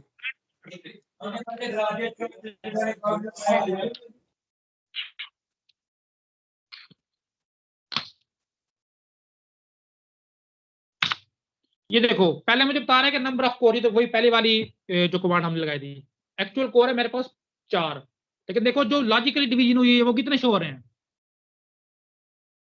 8 कोर। यानी कि इसमें वर्चुअल कह लो या हाइपर थ्रेडिंग कह लो या SMT कह लो, वो उसमें इंप्लीमेंट हुई है। मेरे नंबर ऑफ कोर एक्चुअल में 4 हैं, लेकिन इसने लॉजिकली डिवाइड करके 8 कोर में डिवाइड किया हुआ है। तो मेरा सिस्टम इस काबिल हो चुका है कि एक वक्त में जो है ना वो 8 कोर्स को सॉरी 8 थ्रेड्स को जो है ना वो रन कर सकता है। हालांकि ये प्रोसेसर जो है ना मेरा इतना कैपेबल नहीं था, वो 4 थ्रेड्स के काबिल था, लेकिन हमने जो है ना एक सिर्फ टेक्निक लगा के इसको 8 थ्रेड्स साइमल्टेनियस रन करने के काबिल बना लिया। तो क्योंकि एक दफा पूछा जा चुका है मुझसे, तो इसलिए मैंने यहाँ पर बता दिया। इंटरव्यू में, हार्डवेयर के इंटरव्यू में, हार्डवेयर इंजीनियर का जो इंटरव्यू हुआ था स्पेशलाइज्ड हेल्थ केयर में। तो देखिए जी, अगला हमारे पास है थ्रेड पूल्स। हाँ जी, क्या है थ्रेड पूल्स? ये तो बड़ी कॉमन सी टर्म है। सर ये थ्रेड पूल हमारे पास असल में थ्रेड्स का ये पूल हम क्रिएट करते हैं ताकि हमें बार बार थ्रेड्स को क्रिएट और डिलीट ना करना पड़े, हम उन्हीं मल्टीपल थ्रेड्स को दोबारा से यूज कर सकें उनको, इसलिए थ्रेड पूल क्रिएट करते हैं। बिल्कुल ऐसे ही है। देखिए जी, एक प्रोसेसर में जो है ना, एक प्रोसेसर में जो है ना थ्रेड्स जो है ना, जरूरी नहीं है कि जैसे प्रोसेस स्टार्ट हो फौरन से क्रिएट हो जाए। कल भी हमने देखा था कि एक थ्रेड को हमने क्रिएट कर लिया है, वो इन टर्न हो सकता है कि मजीद थ्रेड्स को भी क्रिएट करे। जब हमने TCB पढ़ा था, थ्रेड्स कंट्रोल ब्लॉक, उसमें मैंने 2 पॉइंटर बताए थे। एक पॉइंट होता है उस प्रोसेस की तरफ जिसने इस थ्रेड को क्रिएट किया होता है, और दूसरा पॉइंटर था उन थ्रेड्स की तरफ जो ये थ्रेड्स आगे क्रिएट करेंगी। तो हम जो है ना ये नहीं कह सकते कि आज सारी थ्रेड जो है ना मैंने शुरू में बना लिया, नहीं। रन टाइम पे जो है ना थ्रेड्स मजीद क्रिएट होती जाएंगी, और जैसे जैसे उनका काम खत्म होता जाएगा हमने उनको डिस्ट्रॉय या कह दो कि डिलीट करना है। तो अब देखो रन टाइम पे थ्रेड्स को क्रिएट करना, कर्नल के थ्रू हमें इंप्लीमेंट करवाना है किसी काम को, उसके मुकाबले में फिर हमने एक कर्नल थ्रेड भी क्रिएट करनी पड़ेगी। इसी तरह जब हम उसको डिलीट करेंगे, उसकी कोरस्पॉन्ड जो कर्नल थ्रेड होगी उसको भी डिलीट करेंगे। अच्छा खासा टाइम लगता है। हमने भी अभी भी देखा था, जब भी कर्नल इन्वॉल्व हो जाता है स्लो हो जाता है। तो ये कोई एफिशिएंट टेक्निक नहीं थी, तो हमने इसका सोल्यूशन निकाला। इसमें हमने सोल्यूशन निकाला कि जो प्रोग्रामर है ना वो खुद ही बता देगा कि यार मैक्सिमम जो है ना मेरा प्रोग्राम अपने रन टाइम में जो है ना इतनी थ्रेड्स बना सकता है। अब मैक्सिमम है, वो हो सकता है वो उसमें से हाफ भी ना बनाए, लेकिन वो जो मैक्सिमम तादाद हो सकती है ना वो बता देगा। तो हम क्या करेंगे, जैसे प्रोसेस रन होगा ना, वो 20 थ्रेड्स क्रिएट करके जो है ना मेमोरी में रख लेंगे, और जैसे जहां पे रिक्वायर होगी ना, तो इस बनी हुई ऑलरेडी थ्रेड में से उसको एक एलोकेट कर देंगे, और जैसे उसका काम खत्म होगा वहां से लेके अगेन इसको जो है ना इसी मेमोरी में स्टोर करवा देंगे। तो ये जो मेमोरी का पोर्शन है, जहां पे हम प्रोसेस को स्टार्ट होते ही सारी थ्रेड्स को क्रिएट भी कर लेते हैं और यहीं से एलोकेट करते हैं, और यहीं पे अगेन इसको जो है ना डी एलोकेट करवाते हैं, तो इस मेमोरी के पोर्शन को बोला जाता है कि ये थ्रेड पूल है। अच्छा, ये क्वेश्चन था जो मुझसे पूछा गया था। उन्होंने कहा था कि देखिए जी, अगर एक प्रोसेसर आपके पास है और उसको कोई सिग्नल रिसीव हुआ, सिग्नल से मुराद है कि लेट्स से मैं कह रहा था कि मैसेज आया। कल हमने मैसेज पासिंग के थ्रू जो है ना वो इंटर प्रोसेस कम्युनिकेशन पढ़ा था। तो लेट्स से कि एक प्रोसेस के पास मैसेज आया है। अब प्रोसेस के पास हमने तो कल देखा था कि उसके मुख्तलिफ तरीके हैं। उसमें से एक तरीका यह था कि आप प्रोसेस का नाम लिख दो। लेट्स से ये प्रोसेस P1 है, इसको मैसेज आया। अब देखो इस प्रोसेस के अंदर जो है ना 8 थ्रेड्स, लेट्स से ये 4 थ्रेड्स बनी हुई है। अब ये ओरिजिनल मैसेज किस थ्रेड्स के लिए है, ये हमें कैसे पता चलेगा? ये क्वेश्चन मुझसे पूछा गया था कि अगर एक प्रोसेस में थ्रेडिंग हुई हुई है और उसको कोई सिग्नल या मैसेज रिसीव होता है, तो आप ये कैसे डिसाइड करोगे कि ये मैसेज कौन से थ्रेड को देना है? तो उस वक्त तो खैर मुझे ये नहीं पता था, क्योंकि मैंने इतना डीपली इसको नहीं पढ़ा था। तो बाद में आके जो मैंने पढ़ा तो उसके मुताबिक जो मुझे सोल्यूशन मिले थे मैं आपके साथ डिस्कस कर देता हूँ। देखिए जी, पहला क्या है, पहला सोल्यूशन जो इसका पॉसिबल हो सकता है, deliver the signal to the thread to which the signal applies. अब आपको ये ढूंढना पड़ेगा, सारी की सारी थ्रेड्स को स्कैन करना पड़ेगा कि वाकई ये काम जो है ना कौन सी थ्रेड कर रही है। लेट्स से मैं कहता हूँ कि मेरे पास आया है कहीं से सम का फंक्शन कॉल होकर उसका पैरामीटर कोई आया, हम RPC का एग्जांपल ले लेते हैं। तो मेरे सिस्टम में 8 थ्रेड्स रन हो रही है, तो मैं देखूंगा कि 8 में से कौन सी थ्रेड जो है ना वो सम के स्टब को जो है ना हैंडल कर रही है। स्टब हमने कल देखा था क्या था, उसको फिर मैं दे दूंगा। तो ये इनएफिशिएंट अप्रोच है। देखें, आपको जितनी भी सिस्टम में थ्रेड्स होंगे सबको स्कैन करना पड़ेगा, फिर ढूंढना पड़ेगा ये किसके लिए, फिर आप उसको दो। लेकिन हो सकता है इसके थ्रू पॉसिबल है। दूसरा क्या था, deliver the signal to every thread in the process. अब ये भी एक पॉसिबल सोल्यूशन है कि बजाय इसके कि आप सबको स्कैन करो और फिर उसमें से दो, अब सब कोई जो है ना एक ऐसा मैकेनिज्म बना दो जैसे कोई मैसेज आए जितने भी थ्रेड्स हैं सबको पहुंच जाए। बिल्कुल पॉसिबल है जी, इसमें भी है। अब जिसके लिए वो इंटेंडेड होगा वो थ्रेड उसको रिसीव कर लेगी, अपना उसको इम्प्लीमेंट कर लेगी सारे का सारा, और जिसको नहीं है वो सिंपली डिस्कार्ड कर देगी। ये नेटवर्किंग में अक्सर जो है ना ये अप्रोच यूज होती है, ब्रॉडकास्टिंग वगैरह जो जिसको आप कह सकते हैं। तो तीसरी अप्रोच क्या हो सकती है, देखें, deliver the signal to certain threads in the process. अब इसमें ये है कि हो सकता है कि आपने जो है ना थ्रेडिंग इस हिसाब से की हुई हो कि यार लेट्स से कि जितने भी मैथमेटिकल फंक्शंस या कंप्यूटेशन है ना वो थ्रेड T1 से लेके T4 तक जो है ना ये थ्रेड्स करेंगी, और बाकी जितने भी डाटा को रीड या राइट करने वाले फंक्शंस है ना वो T5 से लेके T8 तक थ्रेड्स करेंगे। अभी आपकी इम्प्लीमेंटेशन पे डिपेंड करता है।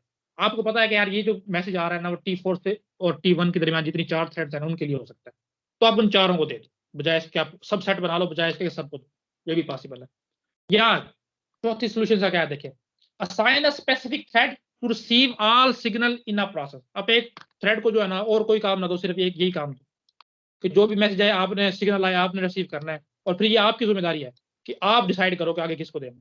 मतलब जो भी सोल्यूशन है ना ओवरहेड वो प्रोग्रामर पे ही है, लेकिन क्योंकि पूछा गया था तो मैंने यहाँ पे इसलिए शामिल कर दिया कि इसके ये पॉसिबल सोल्यूशन है, ताकि अगर अगेन कभी आपसे पूछ लिया जाए तो आपका कम से कम गलत ना हो। अच्छा, हमारा हमने क्रिएट भी कर लिया, उसके बाद मैनेजमेंट तो हम इंशाल्लाह सिंक्रोनाइजेशन में देखेंगे। अब कैंसलेशन का एक हमारा टॉपिक रहता है कि थ्रेड को कैंसिल कैसे किया जाता है। देखो कैंसिल में मैंने पहले भी प्रोसेस कैंसलेशन में या टर्मिनेशन में बताया था कि कैंसलेशन समथिंग एल्स, और जो फिनिश होती है वो समथिंग एल्स है। फिनिश से मुराद ये है कि जो थ्रेड को काम दिया गया था वो उसने अपना कंप्लीट कर लिया है, और जैसी लास्ट स्टेटमेंट आई तो जाहिर है उसके बाद उसका काम नहीं रहा, तो थ्रेड जो है ना अपने आप को डीएलोकेट कर देगी, जितने भी रिसोर्सेज उसको मिले हुए थे वो सारे के सारे अपने पेरेंट प्रोसेस को या थ्रेड को रिटर्न कर देगी। इसको हम कहते हैं कि इसने सक्सेसफुली अपना काम कर लिया है और ये जो है ना खत्म हो गई है। जब एक कैंसलेशन से मुराद है कि अभी ये अपने इन एग्जीक्यूशन थी, अपना काम कर रही थी, आपने बीच में जो है ना इसको कैंसिल कर दिया। उसके हमने कल वजह भी देखी थी कि काफी सारी हो सकती है कि काम इसको दिया गया है वो हम अब हमें जरूरत नहीं रही, या जो आपने इसको कहा था कि आप इतने रिसोर्सेज इसको यूज कर सकते हो वो इससे एक्सीड करने की कोशिश कर रही है, या कोई और भी वजह हमने देखा था, कुछ भी वजह हो सकती है, वो हम पहले देख चुके हैं। तो देखें जी, कैंसलेशन दो तरीके से हो सकती है। एक है एसिंक्रोनस कैंसलेशन।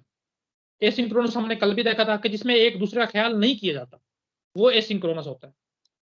और सिंक्रोनस ट्रांसमिशन या कम्युनिकेशन हमने देखी थी कि जिसमें एक दूसरे का ख्याल करते हैं वो। तो एसिंक्रोनस से मुराद है कि आप इस थ्रेड का ख्याल नहीं करोगे।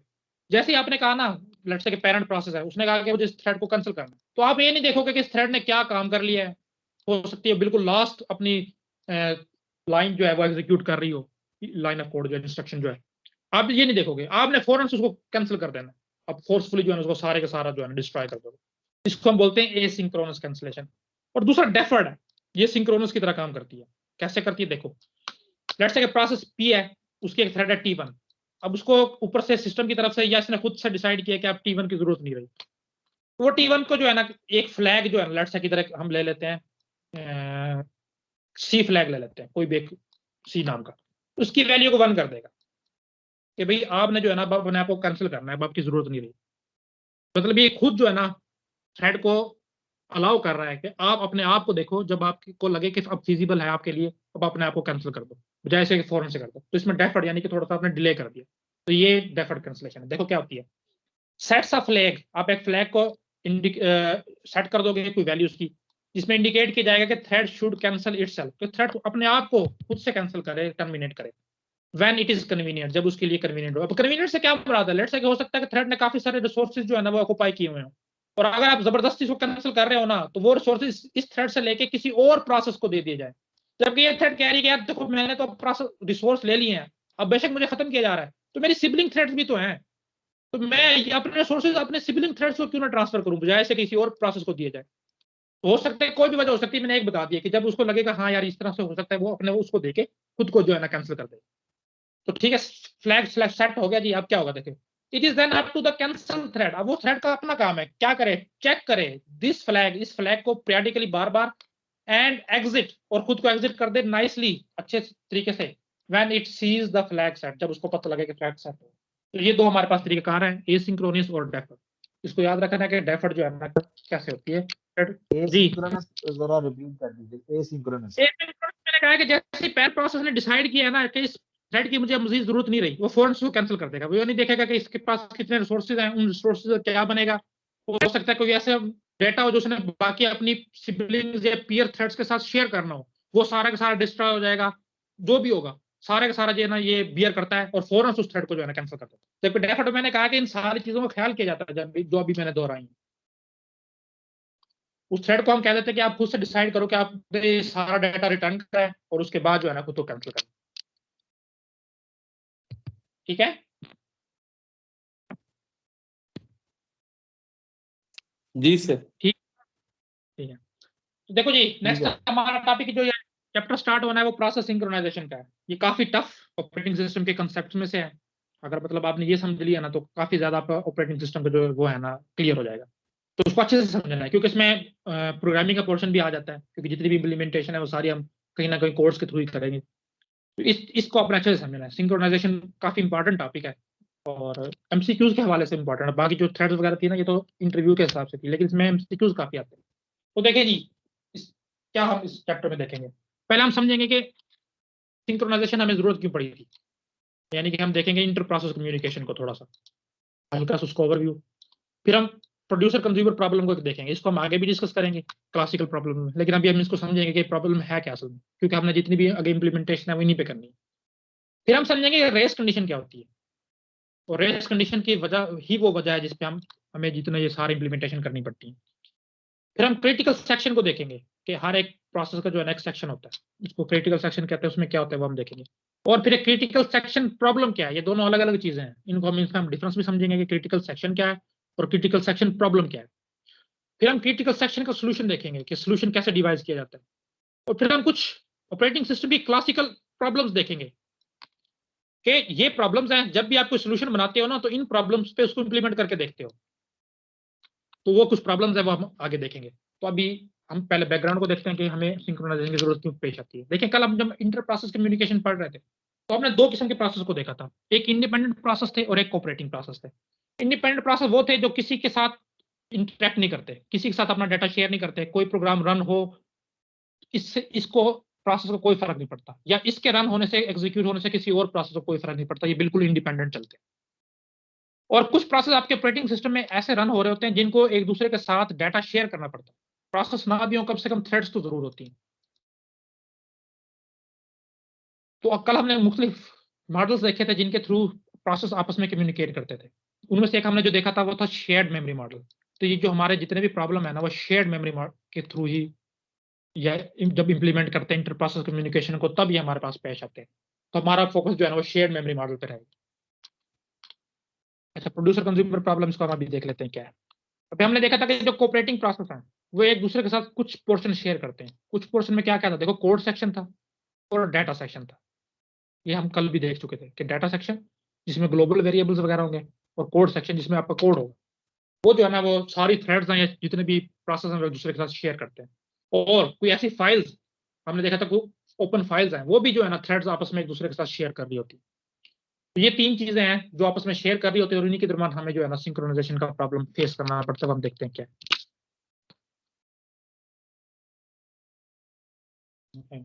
ठीक है।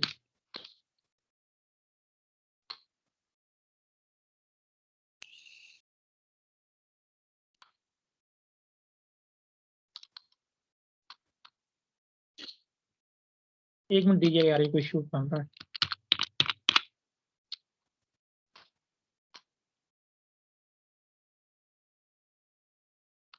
सॉरी,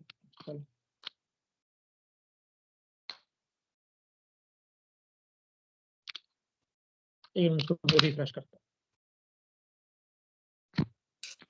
अम्मी कोई वजनदारी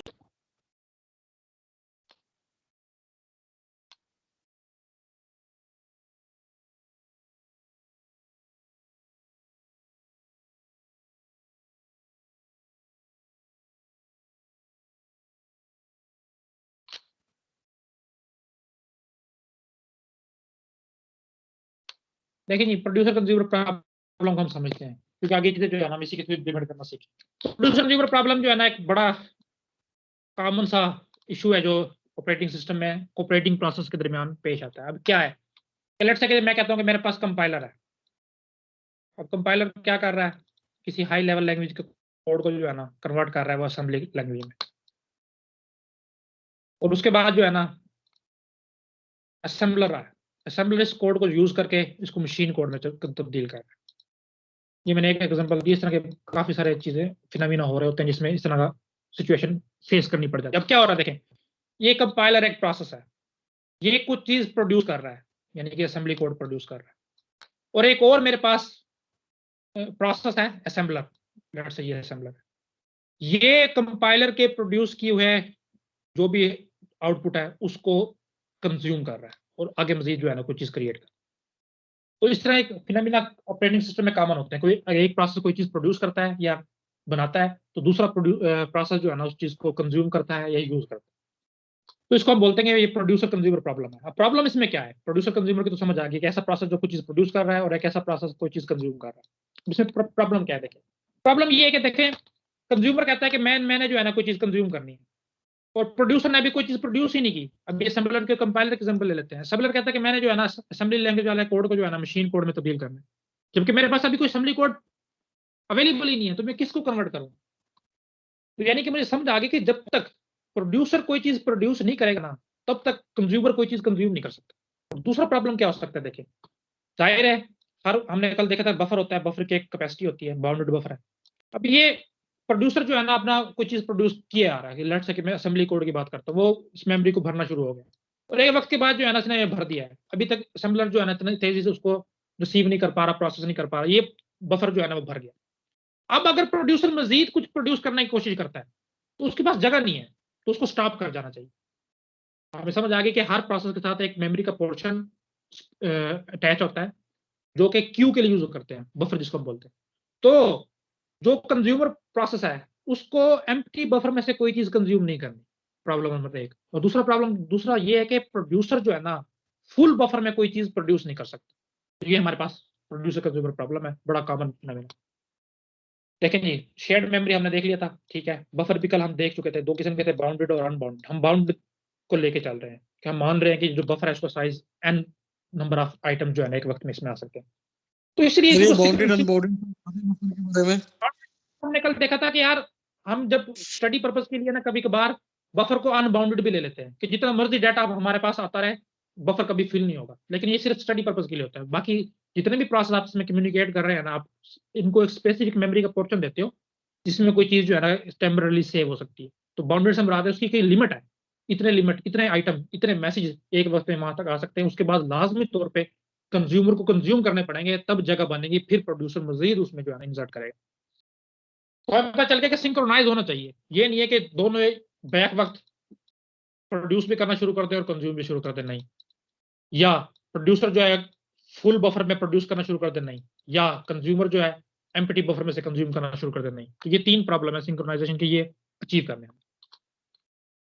अच्छा कल हमने तो ये देख लिया था, आज जो है ना इसकी सिंपल इंप्लीमेंटेशन हम देखते हैं। हम कहते हैं सर ये तो बड़ा सिंपल सा प्रॉब्लम है, आप एक वेरिएबल ले लो काउंटर नाम पर, लेट से जैसे ही प्रोड्यूसर कोई चीज प्रोड्यूस करे आप काउंटर को प्लस प्लस कर दो, और जब कंज्यूमर कोई चीज कंज्यूम करना शुरू करे वो पहले काउंटर की वैल्यू को देखे।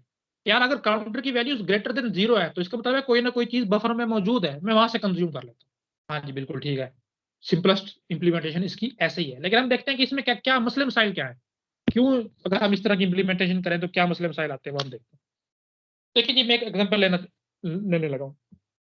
लेट्स से कि जो मेरे पास काउंटर की करंट वैल्यू जो है ना वो 5 है, कि जो प्रोड्यूसर की बफर है ना, ये बफर आप शेयर्ड मेमोरी लो, इसमें ये प्रोसेस P1 है इसको आप प्रोड्यूसर कह लो, ये P2 है इसको आप कंज्यूमर कह लो। इन्होंने ये पोर्शन जो है ना आपस में शेयर किया हुआ है, ये शेयर मेमोरी मॉडल, इसमें P1 प्रोड्यूस करने लगा है।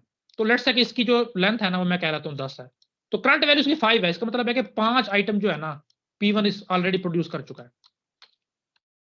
अच्छा जैसे ही प्रोड्यूसर मजीद कोई चीज प्रोड्यूस करता है ना वो काउंटर को प्लस प्लस करता है। लेट्स से आप वो करेगा तो काउंटर को प्लस प्लस करेगा तो इसकी वैल्यू 6 हो जाएगी। और जैसे ही P2 यानी कि कंज्यूमर कोई भी कंज्यूम करता है वो काउंटर की वैल्यू को माइनस माइनस करता है। जाहिर है उसने कंज्यूम कर लिया, स्लॉट खाली है, तो वो बताएगा कि अब एक मजीद स्लॉट पैदा हो गई है, इसमें मजीद कोई चीज प्रोड्यूस की जा सकती है। तो अब मसला क्या है, लेट्स से कि इधर से जो है ना प्रोसेस P1 प्रोड्यूस करने की कोशिश कर रहा है एक ही टाइम में। अब वो चेक करेगा कि फुल तो नहीं है, 10 तो नहीं है, नहीं 10 नहीं है, वाकई अभी तो साइज 5 है, तो मजीद वो इसमें प्रोड्यूस कर सकता है। हाँ जी कर सकता है। इसी वक्त में P2 चेक करेगा क्या ये एम्प्टी तो नहीं है, नहीं एम्प्टी नहीं है, 5 इसकी वैल्यू है, तो इसमें से वो कंज्यूम करने की कोशिश करेगा। तो अब देखो एक ही P1 ने प्रोड्यूस किया है और एक ही P2 ने यानी कि कंज्यूमर ने कंज्यूम किया है, तो 5 पहले थे, एक प्रोड्यूस हुआ, ये लो +1, और एक ही माइनस हुआ -1। तो वैल्यू ऑफ ओरिजिनल मेरे पास 5 आनी चाहिए। तो मेरा एक कॉमन जो है ना, कॉमन सेंस कहता है वो ये होना चाहिए। लेकिन हम देखेंगे कि इसमें प्रॉब्लम क्या आता है, क्या वाकई 5 वैल्यू आएगी या कोई मसले मसाइल होंगे। तो देखो वो कहता है कि आप 100% श्योरिटी के साथ नहीं कह सकते कि हमेशा अगर इस तरह बैक वक्त प्रोड्यूसर और कंज्यूमर अपना एक्शन परफॉर्म करे ना, तो जवाब आपके पास 5 आएगा। इस स्पेसिफिक एग्जांपल की मैं बात कर रहा हूँ। 3 पॉसिबिलिटीज हैं, हो सकता है आपके पास 4 आए, हो सकता है आपके पास 5 आए, और हो सकता है आपके पास 6 आए। अब ये डिपेंड किस पे करता है? ये डिपेंड करता है ऑर्डर पे, कि कौन सा प्रोसेस ने लास्ट में फिनिश किया है। अब ये स्टेटमेंट याद रखनी है, ये डिपेंड करता है उस ऑर्डर पे, किस ऑर्डर पे, कि कौन सा प्रोसेस या कौन सी थ्रेड ने लास्ट में फिनिश किया है। अब इस पूरे जो मैंने स्टेटमेंट दोहराई, इसको याद रखना, आगे दोहराई जाएगी। चलिए हम देखते हैं कैसे इंप्लीमेंट होता है। तो देखो जब भी आप कहते हो ना कि काउंटर प्लस प्लस, तो ये आपको तो ये एटॉमिक ऑपरेशन लगता है कि आपने लिख दिया तो उसका मतलब है कि काउंटर की वैल्यू में प्लस प्लस हो गया, लेकिन एक्चुअली ऐसा नहीं होता। आप इसको मशीन लैंग्वेज में कन्वर्ट करते हो। मशीन लैंग्वेज में कैसे होता है, देखो आपको एक उस प्रोसेस के लिए जो है ना, आपने कोई ना कोई रजिस्टर जो है ना, वो कल हमने देखा था कि हर प्रोसेस के अलग रजिस्टर होते हैं। कोई रजिस्टर लेट से R1 आपने स्पेसिफिक किया हुआ है, तो पहले जो काउंटर की करंट वैल्यू होती है, लेट से वैल्यू थी 5, वो इस रजिस्टर में सेव की जाएगी। तो अब इस रजिस्टर में वैल्यू आ गई 5। उसके बाद क्या किया जाएगा, देखो काउंटर में जो काउंटर की वैल्यू है ना, कभी भी उसमें प्लस नहीं किया जाता, क्योंकि पहले वो वैल्यू रखवाई जाएगी किसी रजिस्टर में, और फिर उस रजिस्टर को इंक्रीमेंट किया जाएगा। अब चूंकि रजिस्टर में 5 आ चुका था, आपने रजिस्टर प्लस प्लस किया या रजिस्टर +1 किया, तो 6 हो गया। अब लास्ट स्टेटमेंट में क्या होता है कि इस रजिस्टर की वैल्यू को अगेन इस काउंटर में सेव करवाया जाता है। तो इस तरह से काउंटर में 6 आ जाता है, यानी कि प्लस प्लस हो जाता है। ये सिंगल स्टेटमेंट नहीं है, मतलब इतनी स्टेटमेंट इसमें चाहिए होती है। इसी तरह जब आप किसी भी स्टेटमेंट में लिखते हो कि काउंटर या कोई भी लफ्ज माइनस माइनस, तो उससे वो कैसे इंप्लीमेंट होता है, देखो बिल्कुल एग्जैक्ट इसी तरह। जो काउंटर की करंट वैल्यू है यानी कि 5, वो भी किसी भी टेम्पररी रजिस्टर में स्टोर की जाती है, लेट से R2 में स्टोर की गई, और फिर R2 की वैल्यू में से 1 को माइनस किया जाता है, 5 - 1 यानी कि 4, और उसको रजिस्टर 2 में ही सेव किया जाता है। और आखिरी स्टेटमेंट में इस रजिस्टर 2 की वैल्यू को आप उस वेरिएबल में स्टोर करवा देते हो, तो अब काउंटर में 4 आ गया। तो एक्चुअल चीज इस तरह होती है मशीन लैंग्वेज, जब भी मशीन कोड में किया जाता है। तो अब हम देखते हैं कि हमने जो अपना मॉडल बनाया था उसमें क्या मसला आ सकता है। तो देखो जब हम अभी देखते हैं, मैंने जो है ना स्टेटमेंट को मजीद डिवाइड कर लिया, यानी काउंटर प्लस प्लस को और काउंटर माइनस माइनस को, इन्हीं 3 में डिवाइड कर लिया। नीचे आपको नजर आ रहा होगा कि लेट्स से कि जो है ना प्रोड्यूसर ने भी एक ही वक्त में जो है ना प्रोड्यूस करने की ट्राई की है, और कंज्यूमर ने भी एक ही वक्त में कंज्यूम करने की ट्राई की, तो क्या होगा। लेट्स से कि पहले जो है ना प्रोड्यूसर अपना काम कर रहा है, तो टाइम स्लॉट T0 है, अभी बिल्कुल स्टार्ट हुआ है। कौन काम कर रहा है, प्रोड्यूसर को मिल गया GCPU, तो प्रोड्यूसर अपना काम पहली स्टेटमेंट एग्जीक्यूट करने लगा है। तो पहली स्टेटमेंट हम यहाँ भी देख चुके हैं, तो ये होगी। काउंटर में वैल्यू पड़ी थी 5, तो वो रजिस्टर 1 में आ गई, तो मैं यहाँ पे साथ साथ लिख भी रहा हूँ, तो रजिस्टर 1 में 5 आ गई, तो यहाँ पे मैंने अलग से भी लिख दिया। अच्छा, नेक्स्ट टाइम स्लॉट में CPU प्रोसेस P1 यानी कि प्रोड्यूसर के पास ही रहा, तो उसने अभी अपनी सेकंड स्टेटमेंट चलानी है ये वाली, तो इसी के पास CPU अपने सेकंड स्टेटमेंट चलाएगा। सेकंड स्टेटमेंट क्या होगा, रजिस्टर की वैल्यू में 1 प्लस किया जाएगा और उसको रजिस्टर 1 में ही सेव किया जाएगा। तो यहाँ से 5 + 1 6 हुआ, और रजिस्टर 1 में 6 आ गया, ये मैं लिख भी देता हूँ। अच्छा, इसी दौरान जो है ना, मैं मान के चल रहा हूँ मेरे पास सिंगल CPU है, CPU प्रीएम्प्ट हो गया। प्रीएम्प्ट हो गया जो है ना, यहाँ पे सारा कॉन्टेक्स्ट सेव कर लिया जाएगा, यहाँ तक जितना भी काम हो चुका था, और CPU अब कंज्यूमर पे शिफ्ट हो गया। अब जैसे कंज्यूमर को CPU मिलेगा, कंज्यूमर ने तो अपनी पहली स्टेटमेंट चलानी है। और अब देखो मसला क्या आएगा, अभी काउंटर में जो है ना वैल्यू कोई इजाफा नहीं होता, काउंटर में अभी भी 5 ही पड़ी। देखो यहाँ कहीं पे भी जो है ना काउंटर की वैल्यू में कोई भी अपडेशन नहीं हुई थी, काउंटर की वैल्यू जो है ना अभी 5 ही पड़ी है। तो कंज्यूमर ने अपनी पहली स्टेटमेंट रन की, उसने कहा जी काउंटर में जो भी पड़ा है यानी कि 5, उसको रजिस्टर 2 में सेव करवा दो, तो रजिस्टर 2 में 5 आ गया। तो यहाँ मैं यहाँ भी लिख चुका इस चीज।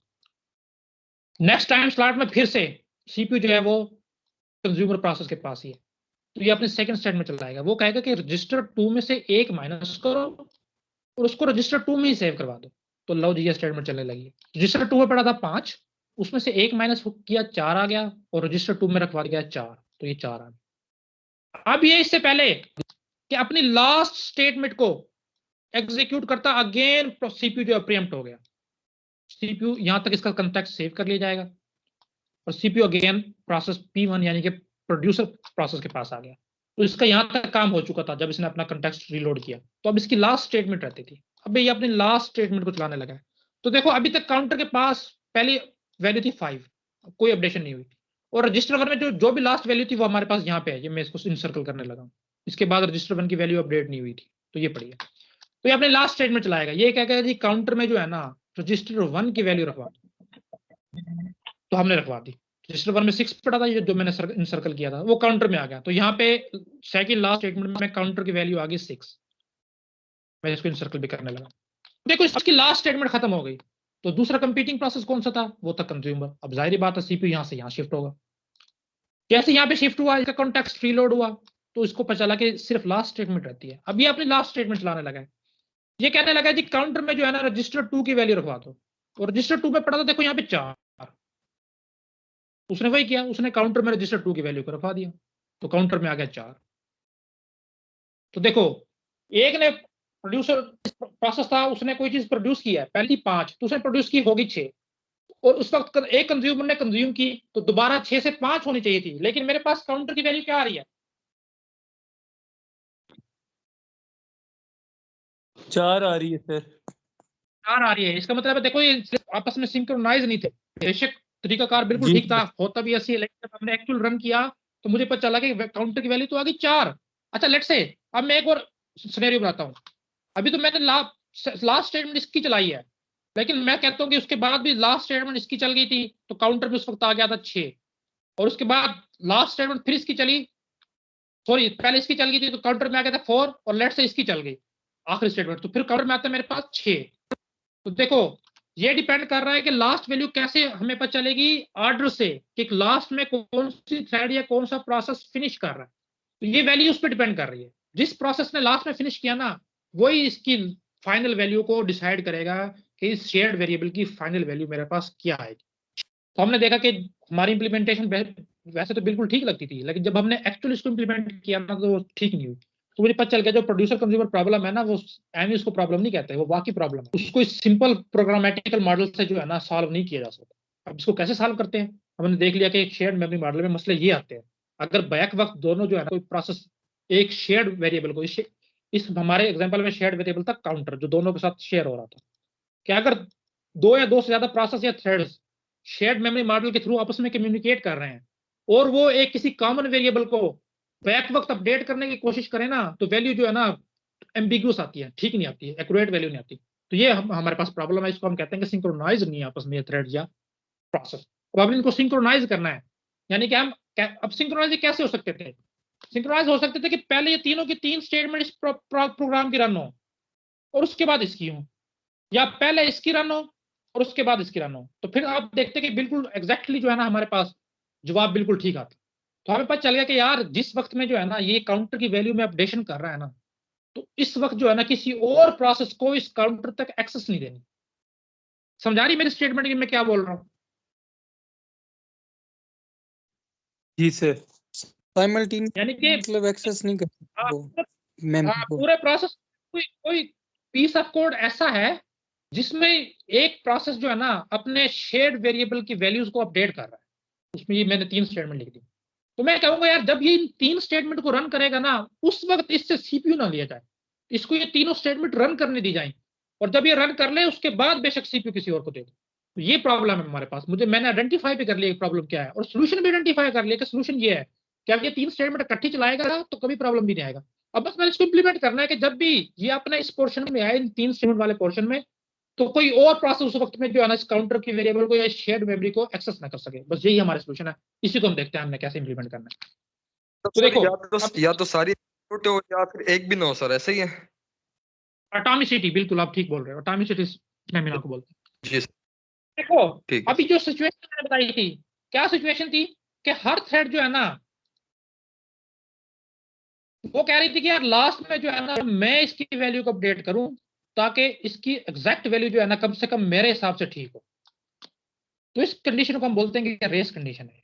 अब इसके हम पढ़ भी लेते हैं क्या है, देखें। अ सिचुएशन लाइक दिस से मिला तो अभी मैंने ऊपर बयान किया, वेयर सेवरल प्रोसेस या थ्रेड्स एक्सेस भी कर रहे हैं एंड मैनिपुलेट और अपडेट भी कर रहे हैं द सेम डेटा, यानी कि काउंटर वेरिएबल को करंटली एक ही वक्त में, and the outcome of the execution, और उस पूरी एग्जीक्यूशन का जो फाइनल रिजल्ट है किस पे डिपेंड कर रहा है, depends on the particular order, उस खास ऑर्डर पे डिपेंड कर रहा है in which the access take place, उस ऑर्डर में जिसमें आप एक्सेस दे रहे हो उस शेयर्ड वेरिएबल तक।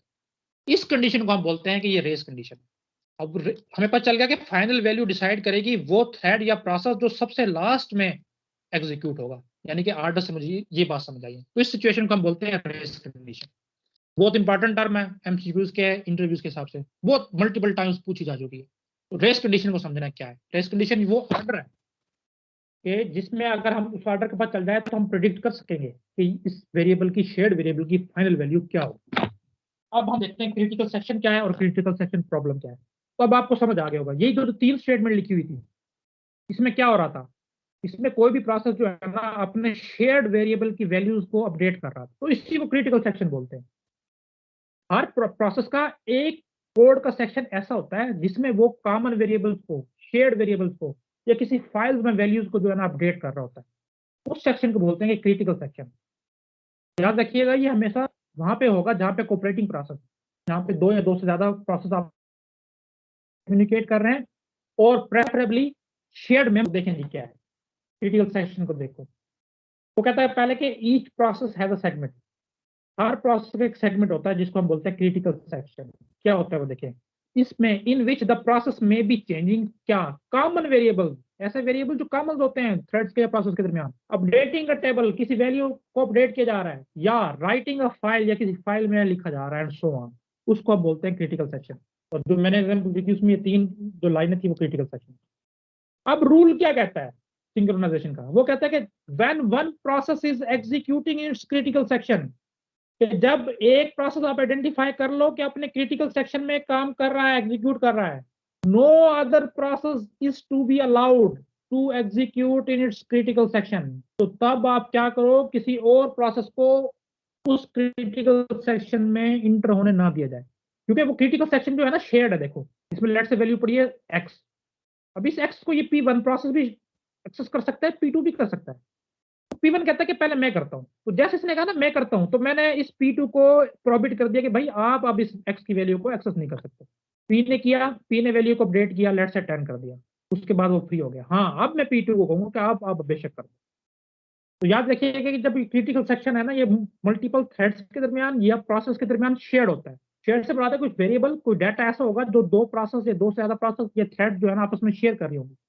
तब हमने रिस्ट्रिक्शन लगानी है कि जब एक थ्रेड या प्रोसेस अपने क्रिटिकल सेक्शन में पहुंच गया है तो बाकी किसी भी थ्रेड को इस क्रिटिकल सेक्शन में इंटर होने की इजाजत ना दी जाए। तो ये हमारा रूल है। अगर इस रूल को हमने फॉलो कर लिया, हमारे सिंक्रोनाइजेशन के तमाम प्रॉब्लम जो है वो सॉल्व हो जाते हैं। ये तो था क्रिटिकल सेक्शन। मैंने पहले बताया था कि इसको फर्क रखना है, क्रिटिकल सेक्शन और चीज है, क्रिटिकल सेक्शन प्रॉब्लम और चीज है। ये तो था क्रिटिकल सेक्शन सिर्फ। क्रिटिकल सेक्शन प्रॉब्लम क्या है, वो कहता है कि देखो आपने ऐसे सोल्यूशन बनाने हैं जो इस बात को इंश्योर करें कि कभी भी रेस कंडीशन जो है ना वो इनकाउंटर नहीं होगी। यानी कि वो सोल्यूशन बनाओ जिसमें रेस कंडीशन नहीं आएगी, तो इसको बोलते हैं कि ये क्रिटिकल सेक्शन प्रॉब्लम है। आपने इसका सोल्यूशन देना है, ऐसा सोल्यूशन जिसमें रेस कंडीशन ना आए। तो देखो ये भी लिखा हुआ है कि क्रिटिकल सेक्शन प्रॉब्लम किस लिए यूज होता है, to design a set of protocols, किस लिए, which can ensure that the race condition among the processes या थ्रेड्स विल नेवर अराइज। तो ये प्रॉब्लम स्टेटमेंट हमारे पास जिसको आप क्रिटिकल सेक्शन प्रॉब्लम बोलते हैं। अच्छा देखें जी, अब अगर आपने क्रिटिकल सेक्शन का प्रॉब्लम का सोल्यूशन देना है तो आपको कुछ रूल्स का पहले पता हो, फिर हम देखेंगे कि कंडीशंस क्या है, कि हर सोल्यूशन जो है ना कम से कम इन कंडीशंस को फुलफिल करना चाहिए। लेकिन उससे पहले जो है ना हम कुछ रूल्स को देखते हैं। क्या रूल्स कहते हैं, देखो जी, रूल नंबर 1 कहता है कि each process must request permission to enter its critical section. जाहिर है हर प्रोसेस का क्रिटिकल सेक्शन होगा, हमने इस बात को देख लिया है। तो जब वो क्रिटिकल सेक्शन को एग्जीक्यूट करने लगेगा तो डायरेक्ट उसमें इंटर नहीं होगा, नहीं, उससे पहले कोई पीस ऑफ कोड होगा, कोई इफ कंडीशन होगी, कोई वाइल कंडीशन होगी, कुछ भी होगा, हम इसको देखेंगे। उसमें पहले जो है ना इस फंक्शन इस प्रोसेस को ले जाया जाएगा, कंट्रोल इस पहले इस पीस ऑफ कोड के पास ले जाया जाएगा। और इस पीस ऑफ कोड में ये प्रोसेस रिक्वेस्ट करेगा कि मुझे जो है ना मेरे क्रिटिकल सेक्शन तक एक्सेस दी जाए, और ये पीस ऑफ कोड डिसाइड करेगा कि क्या इसको एक्सेस दी जानी चाहिए या नहीं। तो इस पीस ऑफ कोड को हम बोलते हैं एंट्री सेक्शन। अच्छा, एंट्री सेक्शन की जिम्मेदारी है ये कि किस प्रोसेस को वो अलाउ करता है कि क्रिटिकल सेक्शन में जाए। ठीक है जी, कोई प्रोसेस क्रिटिकल सेक्शन में आ गया एंट्री सेक्शन से परमिशन लेके। अच्छा, उसके बाद देखो the section of code implementing request, इसको एंट्री सेक्शन कह देते हैं, हो गया। क्रिटिकल सेक्शन में be followed by an exit section. इसी तरह जब भी कोई प्रोसेस अपना क्रिटिकल सेक्शन एग्जीक्यूट कर लेगा, यानी कि कॉमन वेरिएबल शेयर्ड वेरिएबल को एक्सेस करके उसकी वैल्यू को मैनिपुलेट कर लेगा, तो उसके बाद वो डायरेक्ट बाहर नहीं आएगा। उस तीन लाइन ऑफ कोड जो मैंने लिखे थे उससे डायरेक्ट बाहर नहीं आएगा, नहीं, उससे बाद वो एक अगेन पीस ऑफ कोड से उसको गुजारा जाएगा। उस पीस ऑफ कोड में इस प्रोसेस से कुछ काम करवाए जाएंगे, वो हम देखेंगे क्या होते हैं। उसके बाद इस प्रोसेस को अलाउ किया जाएगा कि अपना क्रिटिकल सेक्शन छोड़ के बाकी का काम कर सकता है। उस बाकी के काम को मैंने कह दिया कि वो रिमाइंडर सेक्शन, जितना भी बाकी कोड है उसको मैंने रिमाइंडर सेक्शन कह दिया। तो दो चीजों को मुझे पता चला कि दो सेक्शन जो है ना बनाए जाएंगे, एक एंट्री सेक्शन और एक एग्जिट सेक्शन। जब भी कोई प्रोसेस क्रिटिकल सेक्शन में इंटर होने लगेगा, वो पहले एंट्री सेक्शन से इजाजत लेगा। एंट्री सेक्शन चेक करेगा कि उस वक्त में कोई और प्रोसेस तो अपने क्रिटिकल सेक्शन में नहीं है। कैसे चेक करेगा हम देखेंगे। अगर तो कोई और प्रोसेस अपने क्रिटिकल सेक्शन में नहीं है तो फिर इसको अलाउ कर दिया जाएगा कि ठीक है आप चले जाओ, ये क्रिटिकल सेक्शन में आ गया। और जैसे ये क्रिटिकल सेक्शन से एग्जिट लेने लगेगा, अगेन फिर कुछ चेक्स होंगे, कुछ कंडीशंस होंगी, वो इस प्रोसेस को फुलफिल करनी पड़ेंगी। उसके बाद इसको अलाउ किया जाएगा कि आप अपने एग्जिट सेक्शन से निकल जाओ। वो ये इसका तरीकाकार है कि इस तरीके से आपने कोई भी सोल्यूशन जो है ना वो इंप्लीमेंट करना है। आगे हम देखेंगे जितने भी सोल्यूशन हम पढ़ेंगे वो इन्हीं तरीकों के मुताबिक जो है ना इंप्लीमेंट हुआ होगा। ये इसका जेनेरिक कोड था जो मैंने बता दिया।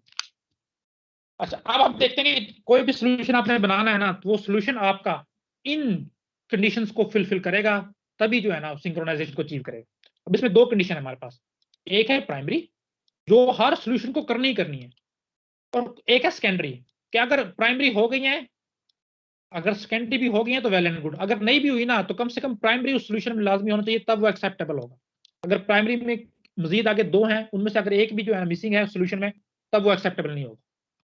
तो कम से कम प्राइमरी तो फुलफिल करनी है। सेकेंडरी आपके पास ऑप्शनल है, कर लो तो ठीक है, ना भी कर दो मतलब सोल्यूशन आपका अचीव फिर भी हो जाता है। तो पहले प्राइमरी कंडीशंस को देखते हैं कि सोल्यूशन को क्या क्या काम लाजमी करने। देखिए जी, म्यूचुअल एक्सक्लूजन। जो भी आप सोल्यूशन दोगे उसमें आप एक चीज इंश्योर करोगे, वो क्या है? Mutual exclusion. म्यूचुअल एक्सक्लूजन क्या है कि एक वक्त में जो है ना एक प्रोसेस अपने क्रिटिकल सेक्शन में इंटर हो सकता है, इसको म्यूचुअल एक्सक्लूजन बोलते हैं। देखो, if one process is executing inside critical section, अगर एक प्रोसेस ऑलरेडी क्रिटिकल सेक्शन में इंटर होकर अपना काम कर रहा है, देन द अदर प्रोसेस, बेशक वो रिक्वेस्ट भी कर रहे हैं, must not inter into the critical section, उसको क्रिटिकल सेक्शन में इंटर नहीं होने देना। बहुत इंपॉर्टेंट टर्म है इंटरव्यूज के हिसाब से भी और एमसीक्यूज के हिसाब से भी। Mutual exclusion, star mark basis को कर लो। दूसरी कंडीशन जो आपके सोल्यूशन को लाजमी फुलफिल करनी है वो है प्रोग्रेस। प्रोग्रेस से क्या मुराद है? देखो, प्रोसेस P1, P2 और P3 है। अब प्रोसेस P1 को क्रिटिकल सेक्शन में नहीं जाना, तो अगर इस दौरान P2 कहता है कि मैंने क्रिटिकल सेक्शन में जाना है, तो P1 प्रोसेस जो है ना इसको इसके क्रिटिकल सेक्शन में जाने से नहीं रोकेगा। ये नहीं है कि भाई मैं तो अपना काम भी नहीं करूंगा, बाकियों को भी नहीं करने दूंगा। जैसे कोई बच्चे होते थे कहते हैं हम भी नहीं खेलेंगे, बाकियों को भी नहीं खेलने देंगे। इस तरह नहीं करना। अगर आप कंपटीशन में हो, आपसे बना दे प्रोसेसर, सॉरी प्रोसेस, अगर आपने जाना है तो जाओ भाई, ठीक है, आप अपने में जाओ, कंपीट करके जिसकी बारी आएगी वो जाएगा। लेकिन अगर आप कंपटीशन से बाहर हो चुके हो ऑलरेडी और उसके बावजूद आप बाकियों को प्रॉफिट नहीं करोगे, नहीं रोकोगे कि वो अपने क्रिटिकल सेक्शन में इंटर ना हो, हाँ, इस तरह का सोल्यूशन नहीं होना कि वो बाकियों को रोके। तो ये दो चीजें तो लाजमी इंश्योर करनी है, म्यूचुअल एक्सक्लूजन और प्रोग्रेस। उसके बाद हमारे पास सेकेंडरी है, ऑप्शनल है। क्या है? ये पहली बाउंडेड वेटिंग है।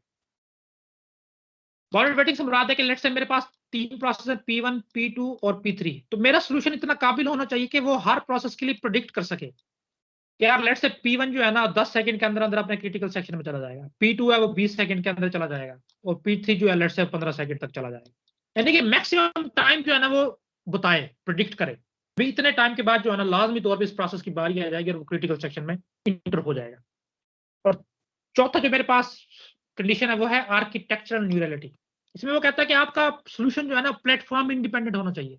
ये नहीं है कि वो विंडोज ऑपरेटिंग सिस्टम पे तो काम कर रहा है, लाइनक्स पे नहीं कर रहा, या मैक ओएस पे नहीं कर रहा, नहीं, इस तरह नहीं है।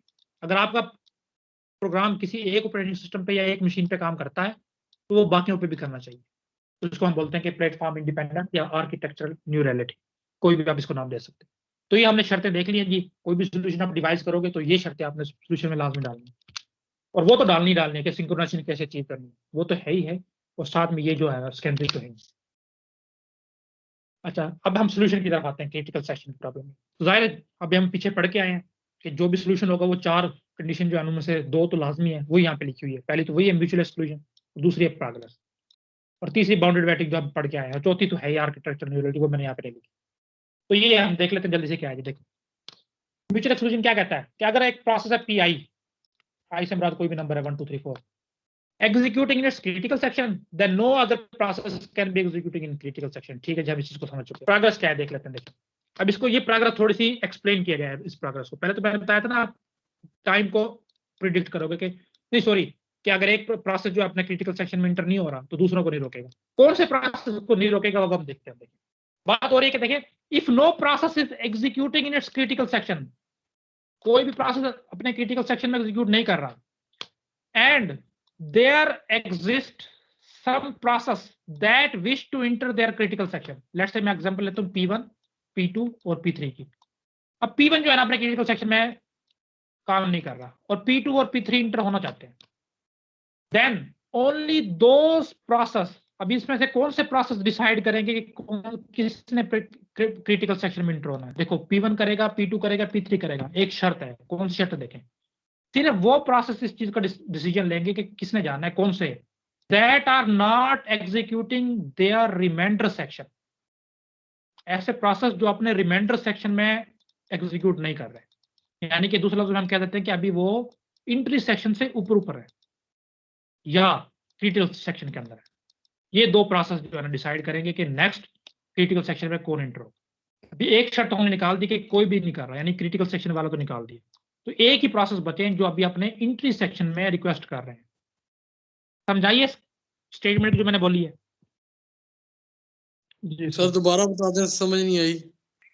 हाँ देखो मतलब देखो एक प्रोसेस था P1, वो अपना क्रिटिकल सेक्शन एग्जीक्यूट करके चला गया है, यानी कि वो कंपटीशन में नहीं है, और कोई 2 प्रोसेस हैं लेट्स से P2 और P3, वो अभी कंपटीशन में हैं।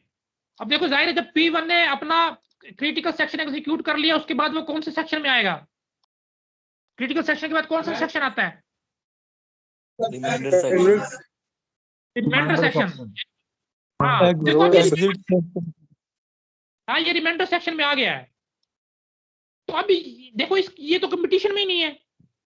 जब ये कंपटीशन में ही नहीं है तो ये क्यों डिसाइड करे कि किसने अगला क्रिटिकल सेक्शन लेना या नहीं लेना। भाई देखो आप जो है जब आप पीपीसीए को एग्जाम दे ही नहीं रहे तो कोई भी पास हो कोई भी फेल हो आपको क्या टेंशन है, आप तो ऑलरेडी लेक्चर लग चुके हो ना, आप अपना वो काम क्रिटिकल सेक्शन खत्म करके एलोकेशन लेके आ चुके हो, लेक्चर के तौर पे काम कर रहे हो। अब मैं हूं और ये कोई और बंदा है वो कंपीट कर रहा है, तो आपसे तो कोई फर्क नहीं पड़ रहा ना इस पे। यही बात कर रहे भी एक बंदा जो अपना क्रिटिकल सेक्शन प्रोसेस गुजार के आ चुका है अपने रिमाइंडर सेक्शन में, वो इस चीज को डिसाइड नहीं करेगा अब कि नेक्स्ट जो है क्रिटिकल सेक्शन में कौन एंटर होगा, सिर्फ वही करेगा जो अभी इंट्री सेक्शन में मौजूद है।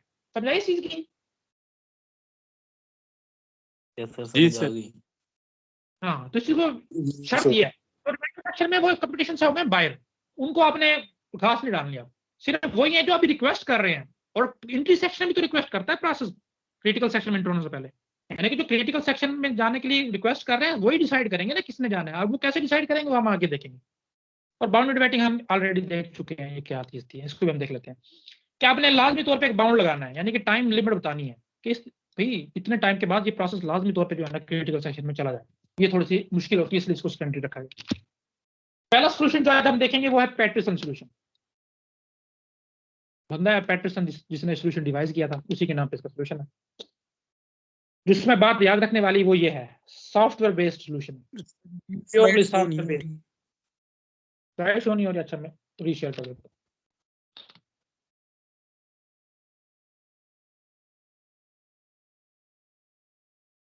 हूं। हुई है, ब्लैक स्क्रीन है, होगी सर। ठीक है मैं कर लेता हूँ, ठीक है। अभी जो है ना मुश्किल पार्ट शुरू हुआ है, मतलब अब हम समझने वाली चीजें हैं। पहले तो हमने सिर्फ अपनी बेस बनाई। तो देखो जी, किधर गया है यार, इसको हम्बल एल्गोरिथम भी बोलते हैं, याद रखना है। आप ये पॉइंट याद रख लोगे ना, फिर आप इसको समझ आ जाएगी। हम्बल से क्या मतलब है हम्बल का? देखो सर ये ये पीटरसन जो है ना सॉल्यूशन दूसरा, जो है ये क्रिटिकल है, ये क्या है? ये क्रिटिकल सेक्शन को यूज करने का सॉल्यूशन है। क्रिटिकल सेक्शन प्रॉब्लम का सॉल्यूशन है कि आपने ऐसी तरीके से इंप्लीमेंट करना है कि रेस कंडीशन ना आए। अभी हम देखेंगे कि रेस कंडीशन नहीं आएगी, यानी कि दूसरा लफ्ज में हम कह सकते हैं एक वक्त में आपने एक प्रोसेस को अलाउ करना है कि अपने क्रिटिकल सेक्शन में जाए। हम्बल से क्या मुराद है कि देखो, जब ये लेट्स से किसमें कुछ प्रोसेस है P1 और P2 के एग्जांपल लेते हैं। P1 जो है ना, पहले जो है ना अपने आप विलिंगनेस शो करेगा कि यार मैंने जो है ना क्रिटिकल सेक्शन में जाना है, और अगर इसको बेशक सारे रास्ते क्लियर मिल भी जाते हैं कि ठीक है कोई भी बंदा जो है ना अभी अपने क्रिटिकल सेक्शन में नहीं है, बंदे से बड़ा प्रोसेस, तब भी जो है ना ये पता क्या करेगा, ये कहेगा यार P2 जो है ना आप आ जाओ, आप क्रिटिकल सेक्शन में चले जाओ अगर आप जाना चाह रहे हो तो। अगर तो P2 जाना चाह रहा होगा तो P2 जो है ना इसकी जगह लेके चला जाएगा, और जैसे P2 निकलेगा फिर P1 अपना काम करेगा। तो इस लिहाज से याजिज है कि दूसरों को मौका देता है, दूसरे प्रोसेस को कहता है कि अगर कोई और प्रोसेस है तो इस टाइम में अपने क्रिटिकल सेक्शन में जाना चाह रहा है तो उसको ओपन एंड है, अभी वो जा सकता है। हाँ अगर कोई भी नहीं है फिर मैं चला जाता हूँ। तो अब हम देखेंगे ये चीज कैसे काम करती है, इस टेक्निक को अपने याद रखें। अच्छा, मे नॉट वर्क करेक्टली और मॉडर्न कंप्यूटर आर्किटेक्चर, क्योंकि शुरू के जमाने में आया था और ये महदूद था सिर्फ और सिर्फ 2 प्रोसेस तक, ये भी इसकी लिमिटेशन थी। बाद में इसके जो है ना कुछ वेरिएशंस आई थी जिसको हमने मल्टीपल प्रोसेस के लिए बना लिया था, लेकिन जो ओरिजिनल पीटरसन सॉल्यूशन था वो सिर्फ और सिर्फ 2 प्रोसेस पे काम करता था कि आपने 2 प्रोसेसर के दरमियान ये चीज डिसाइड करनी है कि कौन क्रिटिकल सेक्शन में जाएगा, वहां ये काम आता है। ये बात मैंने नीचे लिख भी दी है। अब इसमें देखो आप कैसे काम करता है, 2 वेरिएबल इसमें हम यूज करेंगे, एक होगा फ्लैग। अब ये शेयर्ड वेरिएबल की बात हो रही है, ठीक है, फ्लैग जो है, और एक टर्न है। अब ये इनका काम क्या है देखो, टर्न क्या करेगा, जिस जिस भी प्रॉब्लम प्रोसेस ने जो है ना क्रिटिकल सेक्शन में इंटर होना है तो वो अपना फ्लैग ऑन करेगा कि मैं इंटर होना चाह रहा हूं, कि अपनी विलिंगनेस शो करेगा। और टर्न जो है वो क्या करेगा, टर्न बताएगा कि इस वक्त किसकी बारी है, टर्न से मुराद है बारी, कि क्रिटिकल सेक्शन में इंटर होने की बारी किसकी है। टर्न में जो भी वैल्यू पड़ी होगी, लेट्स से अगर P1 पड़ी है उसका मतलब है P1 जो है ना क्रिटिकल सेक्शन में, और अगर P2 पड़ी है तो उसका मतलब P2 है। अब ये काम कैसे करते हैं हम इसको देख लेते हैं। तो देखें जी, समझना है इस चीज को। देखो अभी के लिए जो है ना मैं सिर्फ सिर्फ एक प्रोसेस को लेके चलता हूँ फिलहाल, इस P1 प्रोसेस को मैं यहाँ पे लिख देता हूँ कि P1 प्रोसेस। अब ये जो है ना अपने क्रिटिकल सेक्शन में इंटर होना चाह रहा है, तो हमने पहला पढ़ा कि जो भी इंटर होना चाहेगा ना पहले पहले अपने फ्लैग को जो है ना ट्रू करेगा, यानी वो बताएगा कि मैं जो है ना रेडी हूं अपने क्रिटिकल सेक्शन में जाने के लिए। तो ये प्रोसेस है P आई से मुराद आप 1 ले लो, यानी P1 है ये। तो देखो फ्लैग ऑफ आई यानी कि फ्लैग ऑफ 1 यानी प्रोसेस 1 उसको ट्रू कर दिया गया है पहली स्टेटमेंट में, यानी कि प्रोसेस P1 बता रहा है कि मेरा फ्लैग हो गया ट्रू, मैं तैयार हूं अपने क्रिटिकल सेक्शन जाने के लिए। और हमने अगला स्टेप या अगली बात इसकी पड़ी थी कि ये हम्बल एल्गोरिथम है, बेशक ये तैयार हो गया है, ये दूसरे को मौका देगा। तो देखो दूसरे स्टेप में ये क्या कर रहा है, वो कह रहा है कि टर्न असाइन टू जे। ये देखो मैंने अपनी बारी छोड़ दी है, हालांकि मैं तैयार हूं जाने के लिए, मेरी जरूरत भी है मुझे, लेकिन इसके बावजूद मैं कह रहा हूं कि यार जे को टर्न दे दो। अगर जे भी तैयार है ना इस दौरान जाने के लिए तो जे को जाने दो। अच्छा, लेट्स लेट्स से किसी ने यहीं तक जो है ना अपनी अभी रन की है। अच्छा, उसके बाद नेक्स्ट स्टेटमेंट देखो, अब ये नेक्स्ट स्टेटमेंट डिसाइड होगी अगर कोई और प्रोसेस जो है ना कंपटीशन में होगा उसके वक्त। अगर तो नहीं है फिर तो जाहिर है कोई है ही नहीं, तो फिर तो ये सिंपल चला जाएगा। लेकिन हम मान के चल रहे हैं कि कंपटीशन हो रहा है, तो लेट्स से अभी दूसरा प्रोसेस भी आता है, वो भी बिल्कुल सेम एल्गोरिथम को रन करेगा, अपने फ्लैग को करेगा ट्रू। उसने अपना फ्लैग कर दिया ट्रू, क्योंकि ये भी हम्बल एल्गोरिथम के तहत काम कर रहा है। तो इसने भी टर्न कर दी आई, ठीक है मैं तैयार हूं जाने के लिए, लेकिन अगर आई इसी दौरान तैयार है ना जाने के लिए तो आई चला। तो अब हम देखते हैं इसकी थर्ड स्टेटमेंट क्या है।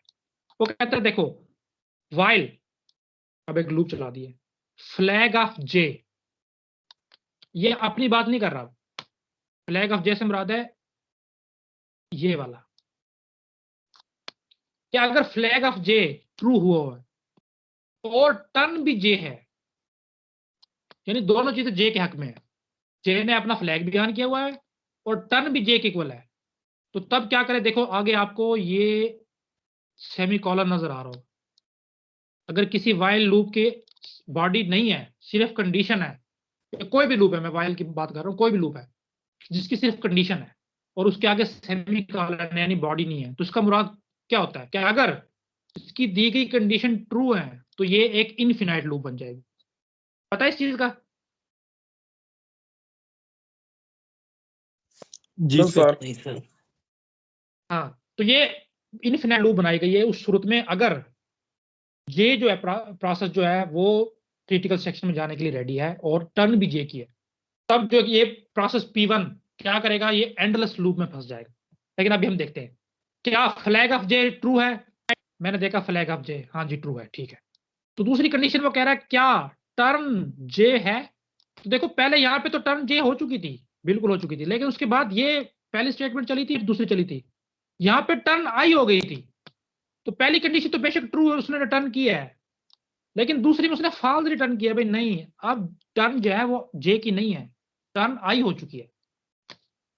तो इसका मतलब है ये लूप जो है वो ब्रेक कर जाएगी, क्योंकि अगर एक ट्रू है एक फॉल्स है, इसका मतलब है ट्रू नहीं रिटर्न किया, ट्रू फॉल्स एंड जब भी होगा तो फॉल्स रिटर्न करेगा। फॉल्स से मुराद ये एंडलेस लूप में नहीं फंसेगा। दूसरे लफ्जों में हम कह सकते हैं कि इसको अपने क्रिटिकल सेक्शन में एंट्री मिल गई, तो ये लूप ब्रेक करके यहाँ पे आ गया और यहाँ पे इसने अपना काम शुरू किया। अच्छा, इसी दौरान तक हम यहाँ पे चेक करते हैं सिनेरियो क्या बनेगा। ठीक है, इसने अपने चेक, किसने कहा जी देखो क्या फ्लैग ऑफ आई ट्रू है, हमने यहाँ पे देखा हाँ G flag of I true है। और क्या टर्न आई के इक्वल है, हमने देखा जी लास्ट में टर्न की ये स्टेटमेंट रन हुई थी, हाँ जी बिल्कुल टर्न आई है। तो देखो ये दोनों ट्रू ट्रू रिटर्न हुए हैं। जब दोनों ट्रू ट्रू रिटर्न हुए तो वाइल में ट्रू आ गया, यानी कि वाइल हमेशा ट्रू रहेगी। और जब हमेशा ट्रू रहे और आगे सेमीकोलन हो तो इसका मतलब है इनफिनाइट लूप है, तो ये इनफिनाइट लूप में ही फंसा रहेगा, अपने क्रिटिकल सेक्शन में नहीं आएगा, क्योंकि इस दौरान ये प्रोसेस अपने क्रिटिकल सेक्शन में आ चुका है लूप को ब्रेक करके। अब ये अपने क्रिटिकल सेक्शन में मौजूद है, काम इसने किया। तो ये था इसका एंट्री सेक्शन। देखो इसमें डिसाइड हो रहा है कि कौन सा प्रोसेस क्रिटिकल सेक्शन में जाएगा, दोनों प्रोसेस की एंट्री सेक्शन है तो डिसाइड करते हैं। तो एक इसको एंट्री मिल गई थी और एंट्री सेक्शन के बाद हमने पढ़ा था कि जब ये निकलेगा तब इसको हमने एग्जिट सेक्शन से गुजारना है, और एग्जिट सेक्शन में कुछ कंडीशंस होंगी जिसको फुलफिल करनी पड़ेंगी। तो ये इसका एग्जिट सेक्शन है, देखो जिसको अब मैं एरो लगा के कर रहा हूँ। क्या एग्जिट सेक्शन है, अब इसने क्रिटिकल सेक्शन में जो भी करना था वो कर लिया है। जैसे ही जाने लगेगा इससे हम क्या करवा रहे हैं, हम इससे फ्लैग ऑफ आई फॉल्स करवा रहे हैं। भाई देखो आप पहले तो रेडी थे तो आपने अपना फ्लैग ऑफ आई या अपना फ्लैग किया था ट्रू, हाँ भी मैं रेडी हूं। अब तो आपको क्रिटिकल सेक्शन मिल चुका है, आपने काम कर लिया है, अब आप तो बाहर जा रहे हो ना, अब अपने आपको बारी में से या कह लो कि अपने आपको कंपटीशन में से आउट करके जाओ। अब तो आप रेडी नहीं हो ना, अब तो अपने बाकी काम करना है। तो यहाँ पे इससे हमने करवाया फॉल्स और उसके बाद ये बाहर आ गया। अब देखो इससे फर्क क्या पड़ा, जैसे ही यहाँ पे फ्लैग ऑफ आई फॉल्स हुआ, क्योंकि ये फ्लैग जो है वो शेयर्ड वेरिएबल है, इसकी वैल्यू इस प्रोसेस के साथ भी शेयर हो रही है और ये प्रोसेस फंसा हुआ था इस लूप में। देखो तो जैसे ये फ्लैग ऑफ आई यहाँ पे फॉल्स होगा तो ये इसने रिटर्न करना है फॉल्स, और टर्न ऑफ आई तो अभी भी ट्रू है, उसमें कोई चेंज नहीं आया है, तो ये ट्रू ही रहेगी। लेकिन फॉल्स और ट्रू दोनों मिलके हो जाएंगे फॉल्स, तो ये एंडलेस लूप ब्रेक हो जाएगी और फौरन से इस प्रोसेस को इससे क्रिटिकल सेक्शन में एंट्री मिल जाएगी। तो जैसे देखो एक प्रोसेस दोनों कंपटीशन में थे, एक को एंट्री मिल गई, वो हमने देखा कैसे डिसाइड हुआ। उसके बाद जैसे ही दूसरा प्रोसेस बाहर गया ऑटोमेटिकली जो कंपटीशन में था उसको एंट्री मिल गई। और इसी तरह बिल्कुल ये अपना सारा काम खत्म करेगा। खत्म करने के बाद जब ये जाएगा तो ये भी अपना फ्लैग को है फॉल्स करता हुआ जाएगा, ताकि अब मजीद कोई और प्रोसेस अपने क्रिटिकल सेक्शन में जाना चाहे तो ये इसको ना रोके। तो हमने यही पढ़ा था दूसरा सोल्यूशन कि इसको रोकना नहीं चाहिए जो अपने रिमाइंडर सेक्शन में, तो ये नहीं रोक रहा, ये तो कह रहा है जो मर्जी जाओ। तो अपने रिमाइंडर सेक्शन उसने किया और उसके बाद इसने भी अपना काम खत्म कर दिया। तो समझ आई ये सोल्यूशन कैसे इंप्लीमेंट होता है? जी बिल्कुल सर, ठीक है। ये हमारे पास था Patterson solution, software based solution है, याद रखनी है। दो इसमें वेरिएबल है, फ्लैग और टर्न। हम्बल एल्गोरिथम है, अगर आपने ये टर्म याद रख ली तो आप इसको फिर एक्सप्लेन कर सकोगे कि कैसे वर्क करता है। बहुत है, ये आगे हार्डवेयर स्टार्ट करें। बहुत है सर, बहुत है। चलें ठीक है, फिर इंशाल्लाह कल हम यहीं से आगे स्टार्ट लेंगे हार्डवेयर बेस्ड सॉल्यूशन से। इसमें हम टेस्ट एंड सेट को देखेंगे इंशाल्लाह, क्योंकि बाकी भी इसी तरह के हैं और उसके बाद फिर आगे हम मजीद चलेंगे। तो आगे थोड़ा सा प्रोग्रामेटिक क्वेश्चन है, टेस्ट जी सर ये पैटर्सन सॉल्यूशन का ये कोड ओपन कीजिएगा अगेन एक बार। हाँ जी, ये लो कर लिया। एक मिनट में बड़ी स्क्रीन कर देता हूँ जी। नुमान, पहला डिसीजन तो सर इसी पे वो लूप की कंडीशन फासिस बेस पे हुई थी टर्न की बेस पे। पहले प्रोसेस को इस तरह क्रिटिकल सेक्शन में एंट्री मिल गई क्योंकि टर्न आई की थी, पहले फर्स्ट के अकॉर्डिंग जे की थी तो तब दोनों ट्रूथ थे, लेकिन जब सेकंड की आई की टर्न थी तो ये फॉल्स हुआ। इसी तरह ना सर? ठीक है, आप बोलो क्या बोल रहे हो, फिर मैं देखता हूँ आप क्या पूछना चाह रहे हो।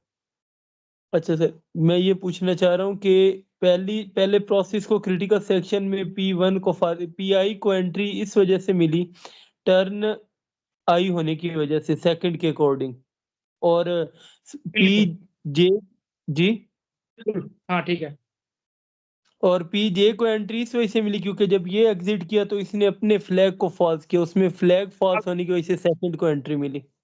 बिल्कुल ऐसे ही, ठीक, बस यही था। जी जी बस यही था, मैं बस उसी को इसको अगेन हाँ। कंफर्म करना चाहता था और कुछ नहीं। हाँ, बिल्कुल यही है। देखो हमने डिसाइड किया था कि जैसे जो भी प्रोसेस जो है ना, अब जिसने क्रिटिकल सेक्शन में जाना होगा उसको हम एक सेक्शन से गुजारेंगे, जिसको हमने इंटरसेक्शन कहा था। तो ये इंटरसेक्शन है। जब जितने भी प्रोसेस होंगे, अभी तो हम 2 के लिए पढ़ रहे हैं, सोल्यूशन आगे 2 से ज्यादा भी आएंगे, सारे अपने पहले इंटरसेक्शन में जाएंगे। अब इंटरसेक्शन में डिसाइड होगा कि इनमें से जितने भी कंप्लीट कर रहे हैं कौन सा इंटर होगा। तो देखो दोनों इंटरसेक्शन में मौजूद थे बैक वक्त, लेकिन हमने इंटर सिर्फ एक को दी। कर दिया चुप रहो। हमें क्यों नहीं अपना ख्याल